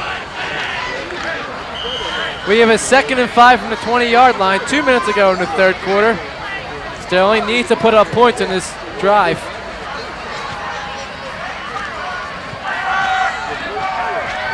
Alan Macy back to pass, looking for an open receiver. Has one, and it intercepted in the end zone. He was looking for Yaheem Taylor, and that might wrap it up. I believe his name's Jaheim. Jaheim, I'm sorry. Yaheim. He's Hispanic. It's all right, I don't think we've gotten the names right yet tonight. Interception by Dan Reed, and that's his 2nd interception in the game. and he's limping off the field. Trying to run it That's off. a big check night that. for him. Number 53, guys, he's over on the sideline again, possibly with hurt feelings once again. Oh, no, it's an ankle injury this time. Guys, I'm feeling turnover, Knights defensive touchdown. That would certainly shift the momentum. That would help my fantasy team, actually, as I have Sterling's defense for my fantasy defense. Now they're hurting you right now with 26 points given up. We got 1:47 left in the third quarter. 1st and 10, Haddon Township.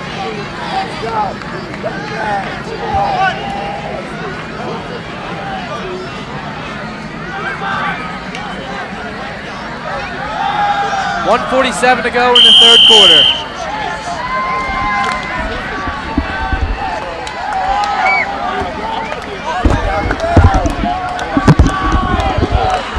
We have Teagan in the backfield. Julian's returned to the booth. Brett met one of his old teachers, I think. Old tennis coach.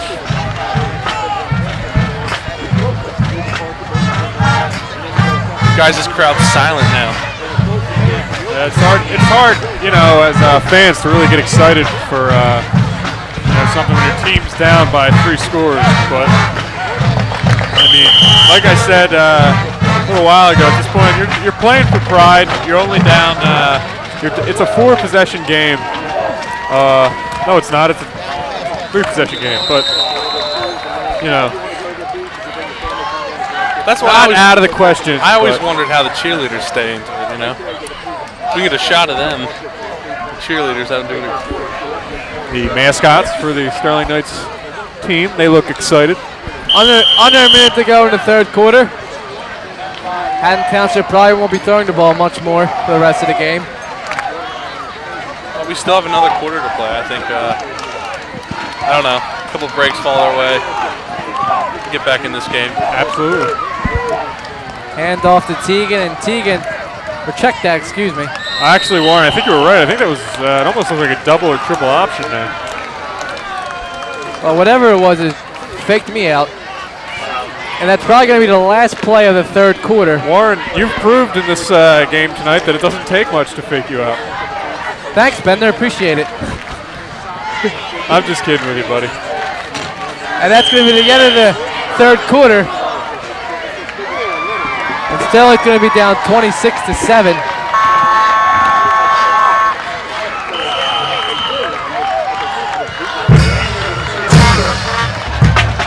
Welcome back, folks.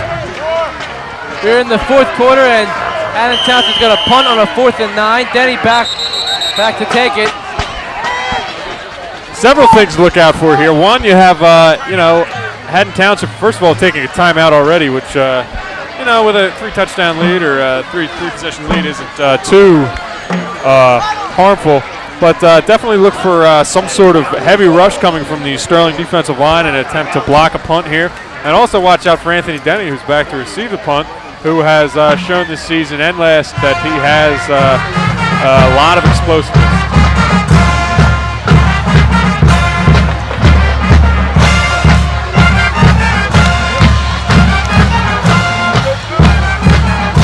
There's a picture of the Sterling crowd. Not much to get excited about, down by 19.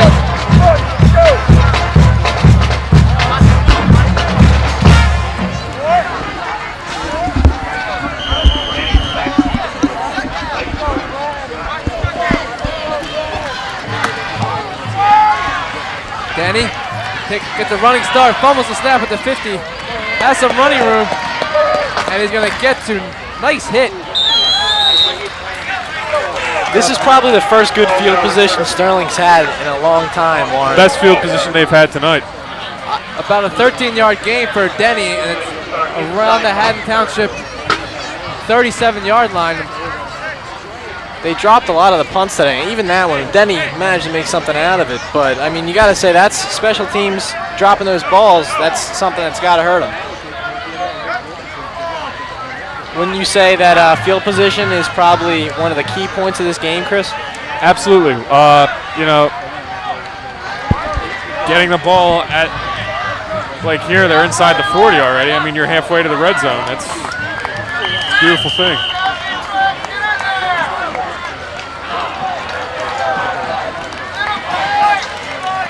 Denny's in motion. Hand off to option again to Denny. Oh, wow. Did you a courageous run right there. He absolutely lowered his shoulder and demolished somebody. And we have a late flag. He is hurt. We have a personal foul coming up here against the Knights, guys. Haddon Township player is hurt. There's the option run by Denny. We have a, I'm not sure if there was a late hit there or possibly some taunting, but first of all, Haddon Township's player is shaking up pretty bad. And once again, guys, I can only speculate, but I'd have to say that come Monday, this Sterling team is going to be running a lot because these penalties are killing them, especially something like that. If this is a personal foul, like I suspect it is, at this point in the game, you're already down by a lot. You're moving the ball. You have good field position. A 15-yarders are just going to absolutely, wreck you. You can't have that. He seems to watch the helmet-to-helmet hit here on the replay, and I think that could be the reason why he's shaking up. Chris, I don't understand why that's a penalty. He's just lowering himself to try to get more yards. Oh, I'm not saying that that him lowering himself is a penalty. I'm saying there could have been a taunt or something. That was a very late flag. There could be a sideline infraction or possibly a taunt. It looks like his shoulder is what hurts him. Absolutely, yeah. He's favoring his shoulder. And that hit is going to be our Slacks Hoagie Shack smack of the game. Thanks, Mike. Oh, I'm sorry. That's Brett. Joe Teagan down for Haddon Township. Now, I just would like to point out the fact that the officials are deliberating on this. Perhaps it's not an injury. I'm sorry. Perhaps there was, not a foul. Here he comes with the call. I think. No, he's not. Check that. That was Kevin Leroy for Haddon Township, injured on the play. Mr. Claiborne now having a discussion with the official. Doesn't look happy with the outcome of it. Here we go with the call. He will accept these. You're going to do the live ball first. We're going to live ball, unsportsmanlike conduct on the offense. And absolutely, that's a taunt right there. And that's what got him, and that's going to be a 15-yard penalty. And where was the taunt at, Chris? I can only speculate that that's what it was. We got a dead ball, unsportsmanlike conduct on the offense. They got him. Repeat first down. And that's I don't know who's in all fairness to this Knights team, I don't. They just got 30 yards in penalties right there. That, to me, I didn't see any unsportsmanlike, but that's ridiculous. I didn't see it. I don't think our replays caught it. It makes first and 30. In all fairness, the officiating seems to be completely lopsided tonight. Watch the wide receiver streaks down the field. They're going to try to pick it all back up on this play right here. 4 wide receivers set for Sterling. Alamasi back to pass. Has a man open. Oh, man. Stewart. I'm pretty sure I called that one, too. And he's going to get to the 25-yard line. Guys, right. Look at that, though. If you look at that and they run that play from the field position they had before, that's a touchdown. Chris, I should coach this team. I just called that play. They did exactly what I told them. I'm going to shake your hand. That was beautiful. Here's a replay. Nice catch by Jermaine Stewart and breaks a tackle. And that's a first down for Sterling. The one thing I've seen from Jermaine Stewart all night tonight, he doesn't give up on the play. He gets hit. He keeps going. He pushes through hits. He's broken a few tackles today, and you really got to respect that out of a young player. Taylor with the run sack, the tackle for a loss.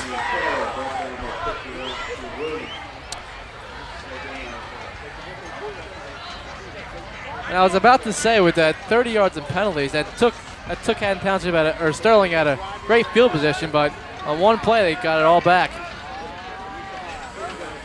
I've never a 30-yard 30-yard swing, all on officiating. I didn't see any unsportsmanlike. At the same time, if there was, and that's just you got to keep your head as a player.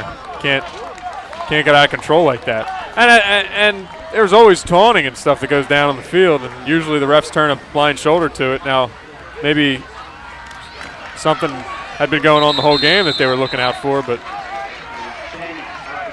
for the most part, referees are usually pretty lenient with those calls, and to see 2 unsportsmanlikes on the same play is it's kind of surprising. Denny with a small gain.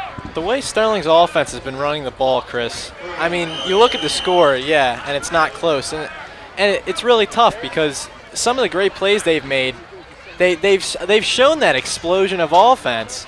And for some reason, it's not showing up on the board. But you got to think, with a few quick fixes here and there, I mean, this could be an offense. This could be an offense that could be really dangerous. I absolutely agree. They've shown now. People have to remember that this is a first-year coach. A lot of young players. They're playing their first year in a new system, and that all things considered, you just think that the coaching job that's been done has been really terrific. I put this team just on knowledge of how teams usually are. I thought maybe they could have 2 or 3 wins, and they have 2 wins already, and we're only 4 games into the season. So, they've definitely, I think, have fulfilled a lot of people's expectations and more. Kind of like the Eagles, right, Warren? Yeah, basically. Jermaine Stewart with the run has a 4th and short now. 4th and 2 from the 16. Guys, if they're going to run this ball, I really think that they need to get Jermaine Stewart for it while they don't run. Pass to Jermaine Stewart. It's broke up, and he did not catch it. Nice effort by Jermaine Stewart. They tried to run a little bit of a play action there. It was turnover on downs, and Haddon Township would get the ball back. It's a nice fake. It was a good pass, but you're going to see the contact here on Stewart as he grabbed it. That's what's going to cause him to fumble it. Nice effort by Stewart, though. 1st and 10 for Haddon Township on their own 16-yard line. There was 8:55 left in the game. I'm sure we're going to see a lot of Joe Teagan and Dan Reed. I've seen enough of Dan Reed. He's been all over this field. Teagan and Reed are in the backfield, actually. I'm still really dumbfounded by this that 30-yard penalty swing, guys. That's very rare. Run to Reed, and it's a solid gain for a couple. Look at that fog. I don't know if we can get a shot at the other side of the field, but I mean, the other end zone, that fog is really picking up down there. There's a decent view of the fog, and as we pan to the left, is that Julian in the fog down there?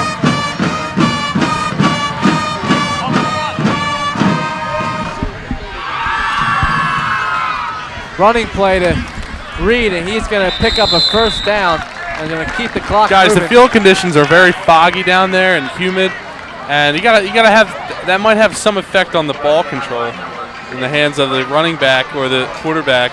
But I've just checked it out, and it's pretty dewy down there. Now, Julian, can you tell me? I'm not sure if you're a science major. What causes that fog? I think the collision of the coolness and then the ground heat, because heat rises. Right. So the cool is coming. Stop, drop, and roll. Yeah, exactly. Right. So hand off to Reed, and he's going to get a nice gain on the play. I mean, it's gone. Look at it. If we can get a shot, it's gone again. The fog just. It's made its way down to the 20-yard line down there. Here's a replay of Reed's run. Gain of about 3 or 4 on the play. 2nd and 6 from the 32. 7:22 left in the game. There's a picture of the fog, and it's getting really dense now. Halloween is upon us. It's October. Hand off to Reed, and Reed makes a couple people miss. He's going to get a 1st down at the 45-yard line. I don't think that fog's slowing Reed down. Nice cut by Reed to make a couple people miss. Here's a replay. And three or four missed tackles on the play. Sets up a first 10. Guys, I was just talking with the water crew, the water boy crew. Offense, repeat second down, and ready. I was just talking with the water boy crew, and they're right now. I've got their game plan. You know, I've talked to them about their game plan, and they're just saying they're just trying to hydrate the players and all. And I don't know what they're putting in the water down there, but it's not really helping out the players. Well, you know, it's not an easy job. It's Everybody not. thinks It's an underrated job. And Sterling just doesn't have the depth in the water boy column, and they need it right now. It's times like this when they need it. Nice game by Reed on the play. Sets up a 2nd and 12.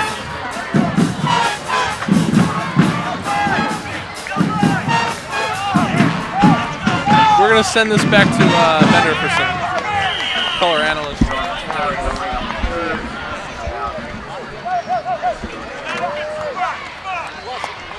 Check that 3rd and 3. It was originally 2nd and 12. We have 3rd and 3 from the 34. I'm back, guys. I'll tell you what, that analyzation on the fog situation down there by Julian. Wow, goodbye. And Reed has a wide open field, and touchdown saving tackle by number 11, Jeff Cross. Julian was down in the end zone. He actually dove out of the way. He thought he was going to get hit. Yeah, he was running. But I'll tell you what, man, he's not a scientist. Here's a replay on the last run by Reed. He analyzed that fog situation beautifully. He had a wide open hole, got into the secondary, and Jeff Cross with a nice tackle. And we have another injured Sterling Knight, it looks like. He is in pain. Is that hard to see with the fog who the player is? Is that Joe Ali? Looks like his right leg, his right knee, it looks like. That's never good. My younger brother, who is a freshman on the team, playing in a JV game on Monday, actually tore 2 ligaments in his knee. That puts him down for several months. And, knee, it's just not a good situation when your knees get injured like that. The injured player is Tyquan Briggs, a junior. And it's not even as much the pain, but when you get injured, you might not be back next week. You might not be on the field to help your team out. That hurts. And that's probably the most painful part. And one thing that you always have to, remember about football and injuries is you have such a high level of adrenaline pumping that a lot of times you don't feel something.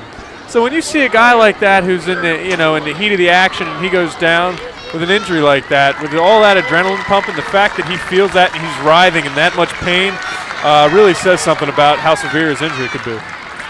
No, it appears he's walking off the field pretty okay. Looks like he's feeling good. Maybe a sprained ankle or a sprained knee. Nothing too serious. We'll have a 1st and 10 for Township. Fog continues to pour on the field. See Sean Clank down there. Doing a wonderful job as always. Training staff. I'm sure he'll have him heated up. Let me tell you, he knows a lot. He's a smart guy. Not only with his profession. I sat next to him on the plane on the senior trip on the way down. You can learn a lot from a guy like that. He's a real smart guy. I'm a fan of him. Great guy.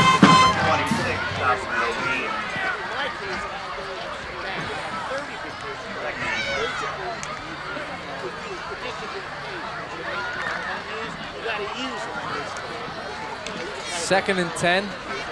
5:25 left in the game.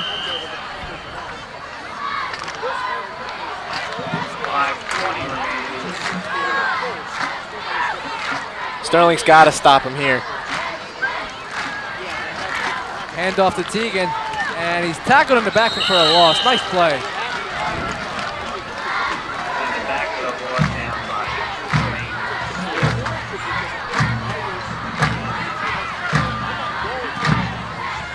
Chris, have you ever played in a field this foggy before? No, this is actually a first for me. Well, I'm not playing in it, but I've never seen obviously you've seen steam come off guys' heads and whatnot, but Saw a lot of steam coming off your head when you played, Chris. it was coming out of my ears too usually. We have a 3rd and 10. Hand off to Reed on the play.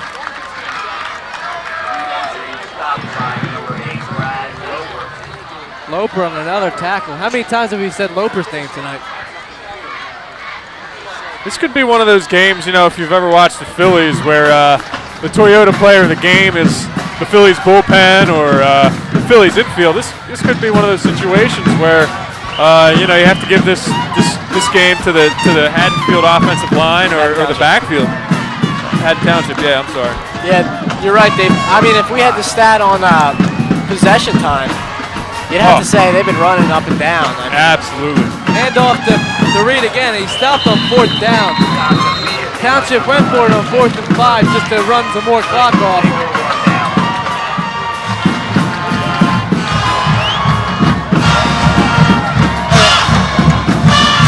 And it looks like Reed's injured on the play.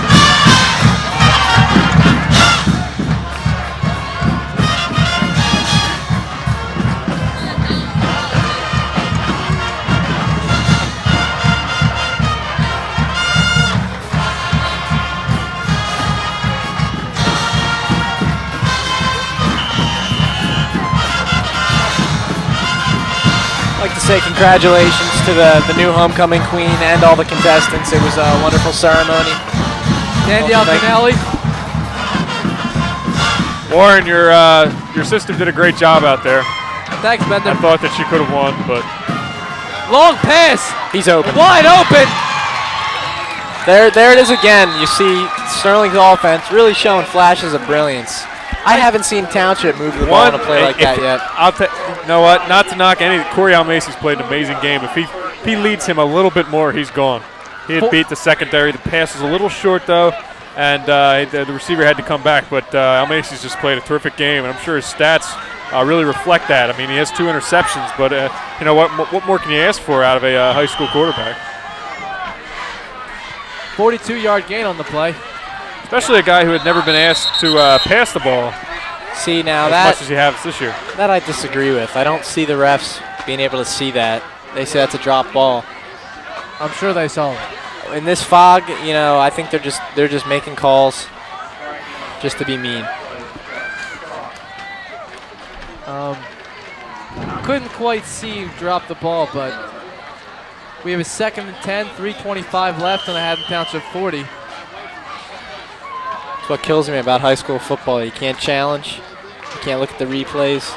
Well, had there been a challenge rule in effect, it would have been unchallengeable because the play had been blown dead. Well, look, I was thinking more about back to when you guys were playing in the playoffs. Don't get me started on that. I've got a lot of theories as to what happened there. Nice running play by Taylor. And he's going to have a first down. I get downright angry when I think about that, actually. Here's a replay of the nice run by Taylor. And it's going to set up a 1st and 10 at the 23. 17-yard gain on the play. 3:18 left in the game.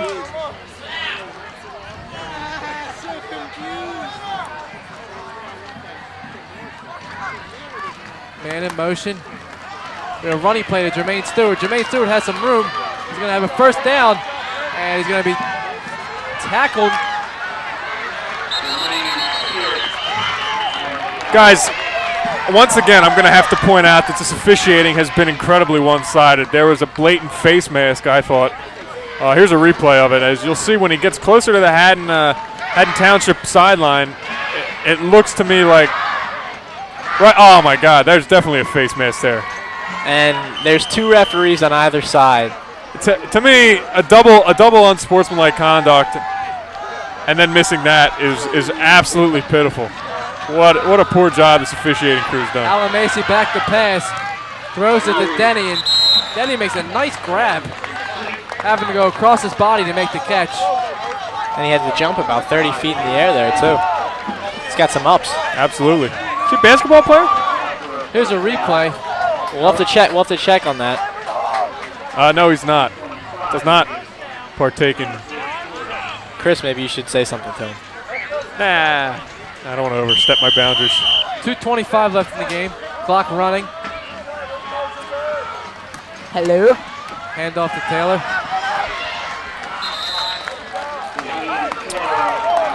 You know, while it's a little bit, it's too little too late for this Knights offense, I really applaud the pride that they're showing. They're battling here, trying to get down inside, score another touchdown. And I really appreciate the effort that they're showing here. Even though they're down and seemingly out of the game, they're still trying. It's building towards the future, in my opinion. We have a stoppage in play. That's a referee timeout. He's got one left. And he's not happy with Claiborne. If you know what, I am getting increasingly upset with this officiating. There's an old saying, if you can't stand the heat, don't be in the kitchen. And if you're a referee and you're going to stand there and moan about getting yelled at in a football game, then you have issues. He has issues anyway because he hasn't gotten one call right the entire game. Hand off to Taylor. Chris is obviously touchdown by Sterling. Nice run by Taylor. And I thought I saw a hold in there. At least that's what this referee saw anyway, but And Sterling is now down by 13. And there's a replay of the run by Taylor, and he virtually went untouched in the end zone. It's the word pride. Absolutely. It keeps coming back when you think about this Sterling team. You'll have to excuse us there. We had a Haddon Township player run into the booth and try to give them the touchdown on that, but we got it fixed, and he is actually being taken out in handcuffs right now. Beatty got him. Going for two here. Alamezi back to pass, can't find a man open. Scrambles to his right. Has an open man. What a good pass.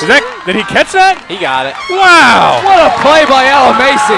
Stewart, how about the catch? My goodness, that was something else. Are you thinking Eagles Cowboys right there? Running around 15 seconds? Not quite. The replay of it. Alamezi. Heck of an effort all around, quarterback and receiver. Threads the needle. Once again, you can't. You can't fall. Guys, no surprise. No surprise. There's a penalty on the play. Repeat the try. No surprise at all. Not sure what the I penalty I wish that these mics were two ways so that this official could hear what I was saying about him. And I'm sure if he could hear me, my words wouldn't be so pleasant and PG rated. Not sure what the call was again. It was, I believe, a hold. A hold. No, it's a 5-yard penalty, maybe a false start or illegal procedure, something along those lines. 2:02 left. Here's Again. the two-point conversion. Second try. Alamezi back to pass. Tries to thread the needle, and we we might have a defensive pass interference or illegal contact.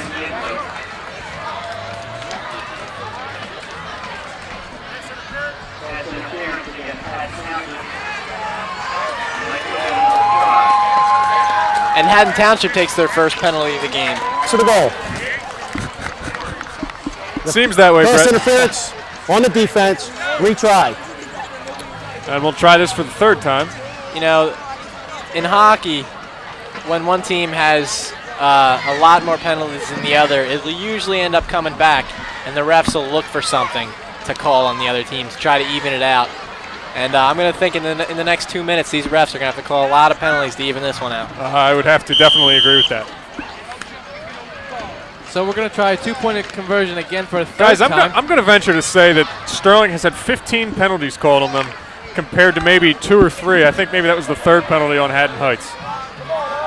Or Haddon Township. So here we go again. Third consecutive two-point conversion try. And Alamezi back to pass, and Jermaine Stewart can't come up with the catch. I think that was a little miscommunication there between the receiver and the quarterback. So the 2-point conversion is no good. Sterling down by 13. Well, 1 out of 3 ain't bad, right? Hey, that's good in baseball. 333.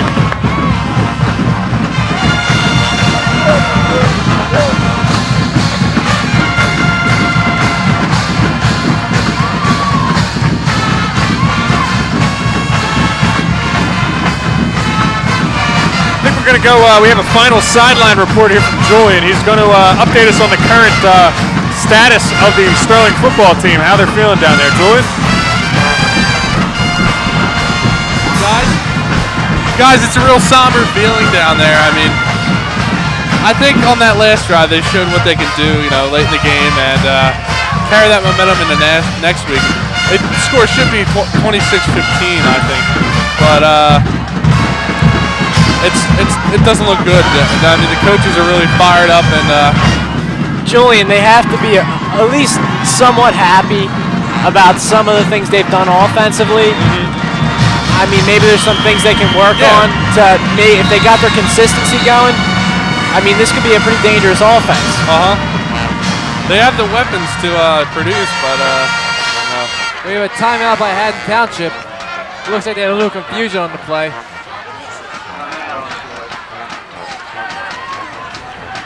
There's a picture of the Sterling cheerleaders. Not really much to cheer about. I tried to get an exclusive interview with the referee, but I mean, security down there is brutal. Couldn't get five yards close to the field. It's against USA high school regulations.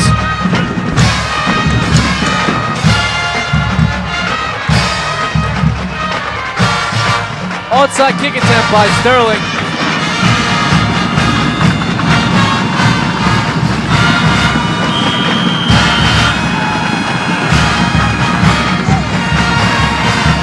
He can't find it. There's a scrum. We have a scrum. I think it's going to be Haddon Heights ball.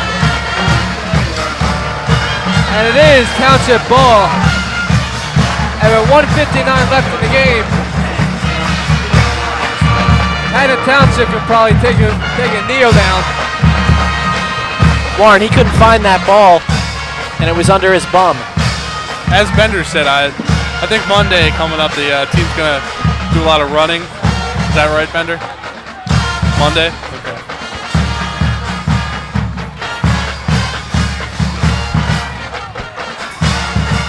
I also want to congratulate, was it Danielle Canelli. Well, Canelli? Yeah. On winning a homecoming queen.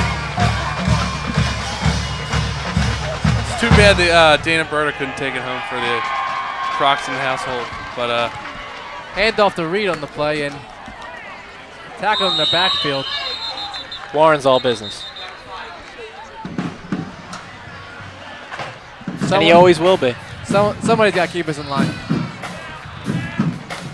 Is that an attack? 1:51 left in the game. I'll give you credit, though. You do.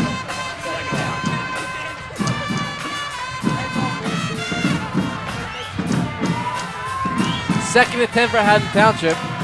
Sterling calls a timeout on the play. There we go. We got a dancer in the crowd. Doing the sprinkler. That's the sprinkler and the lawnmower. The execution on that lawnmower was a little off. I mean, the sprinkler though is very yeah, impressive. he's got it. He's got it. There, he's throwing popcorn into the crowd. I'm not sure what he's doing there. guys, I'm gonna have to try and get down there. Busting a Exclusive move. interview with him. ROTC member. Is that the kid on the cell phone commercial that is sending out video to prom dates? Yeah, prom dates. I think it might be. He had the same dance moves. Guys, I'm gonna go down and try and get an interview with him. You should. Go get him right now. All right, I'm going.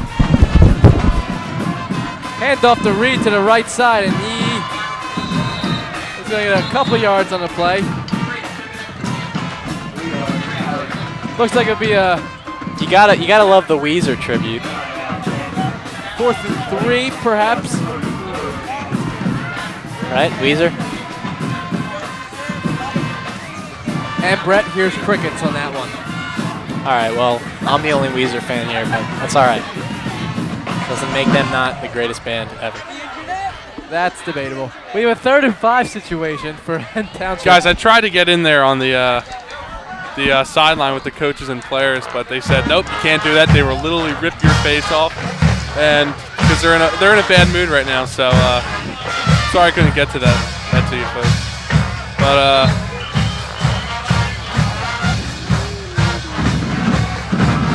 I think that ROTC cadet, if you will, is still dancing.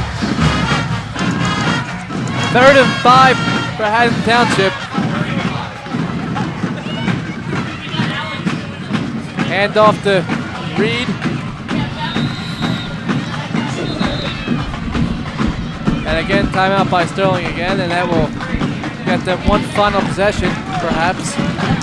They will get the ball back, which is a, crazier things have happened than, a rally at the end of a game here. If they can get a quick score and an onside kick, never know what could happen. I've actually seen video of a team down by 3 scores come back and win in the final 3 minutes. So anything can happen on it. Absolutely. It's 4th and short here. It'll be interesting to see if they punt the ball. One would think they would. Try to pin Sterling deep in their own zone, but at the same time, you have a guy like Anthony Denny, who they might be, maybe they'll just figure that they're at the 45. If they don't get it, it's still half a field that they have to cover. I'm not sure. I think I would punt it in this situation, Bender. The Sterling has their defense on the field here, guys.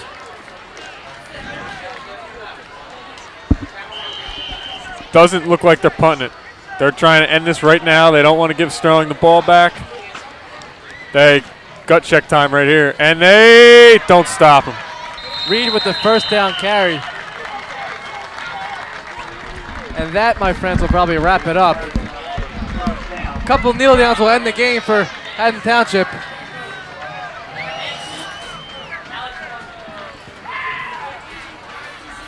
And with 1:32 left in the game, unless we have a miracle at the Meadowlands again, it seems unlikely Sterling will have a chance to get the One ball last shot back. of the cheerleaders there, as they are always leading the cheering. As you can see by the picture, they're very excited. Not sure why they would be excited. They're losing. Well, it's still homecoming. It's a good time for Sterling. The Should be a the fun school, evening around the area. Right. Everyone's out having a good time. It's homecoming. So, Bender, who would your player of the game be? Well, I'm not 100% sure of a lot of the names that Haddon Township has on their the roster,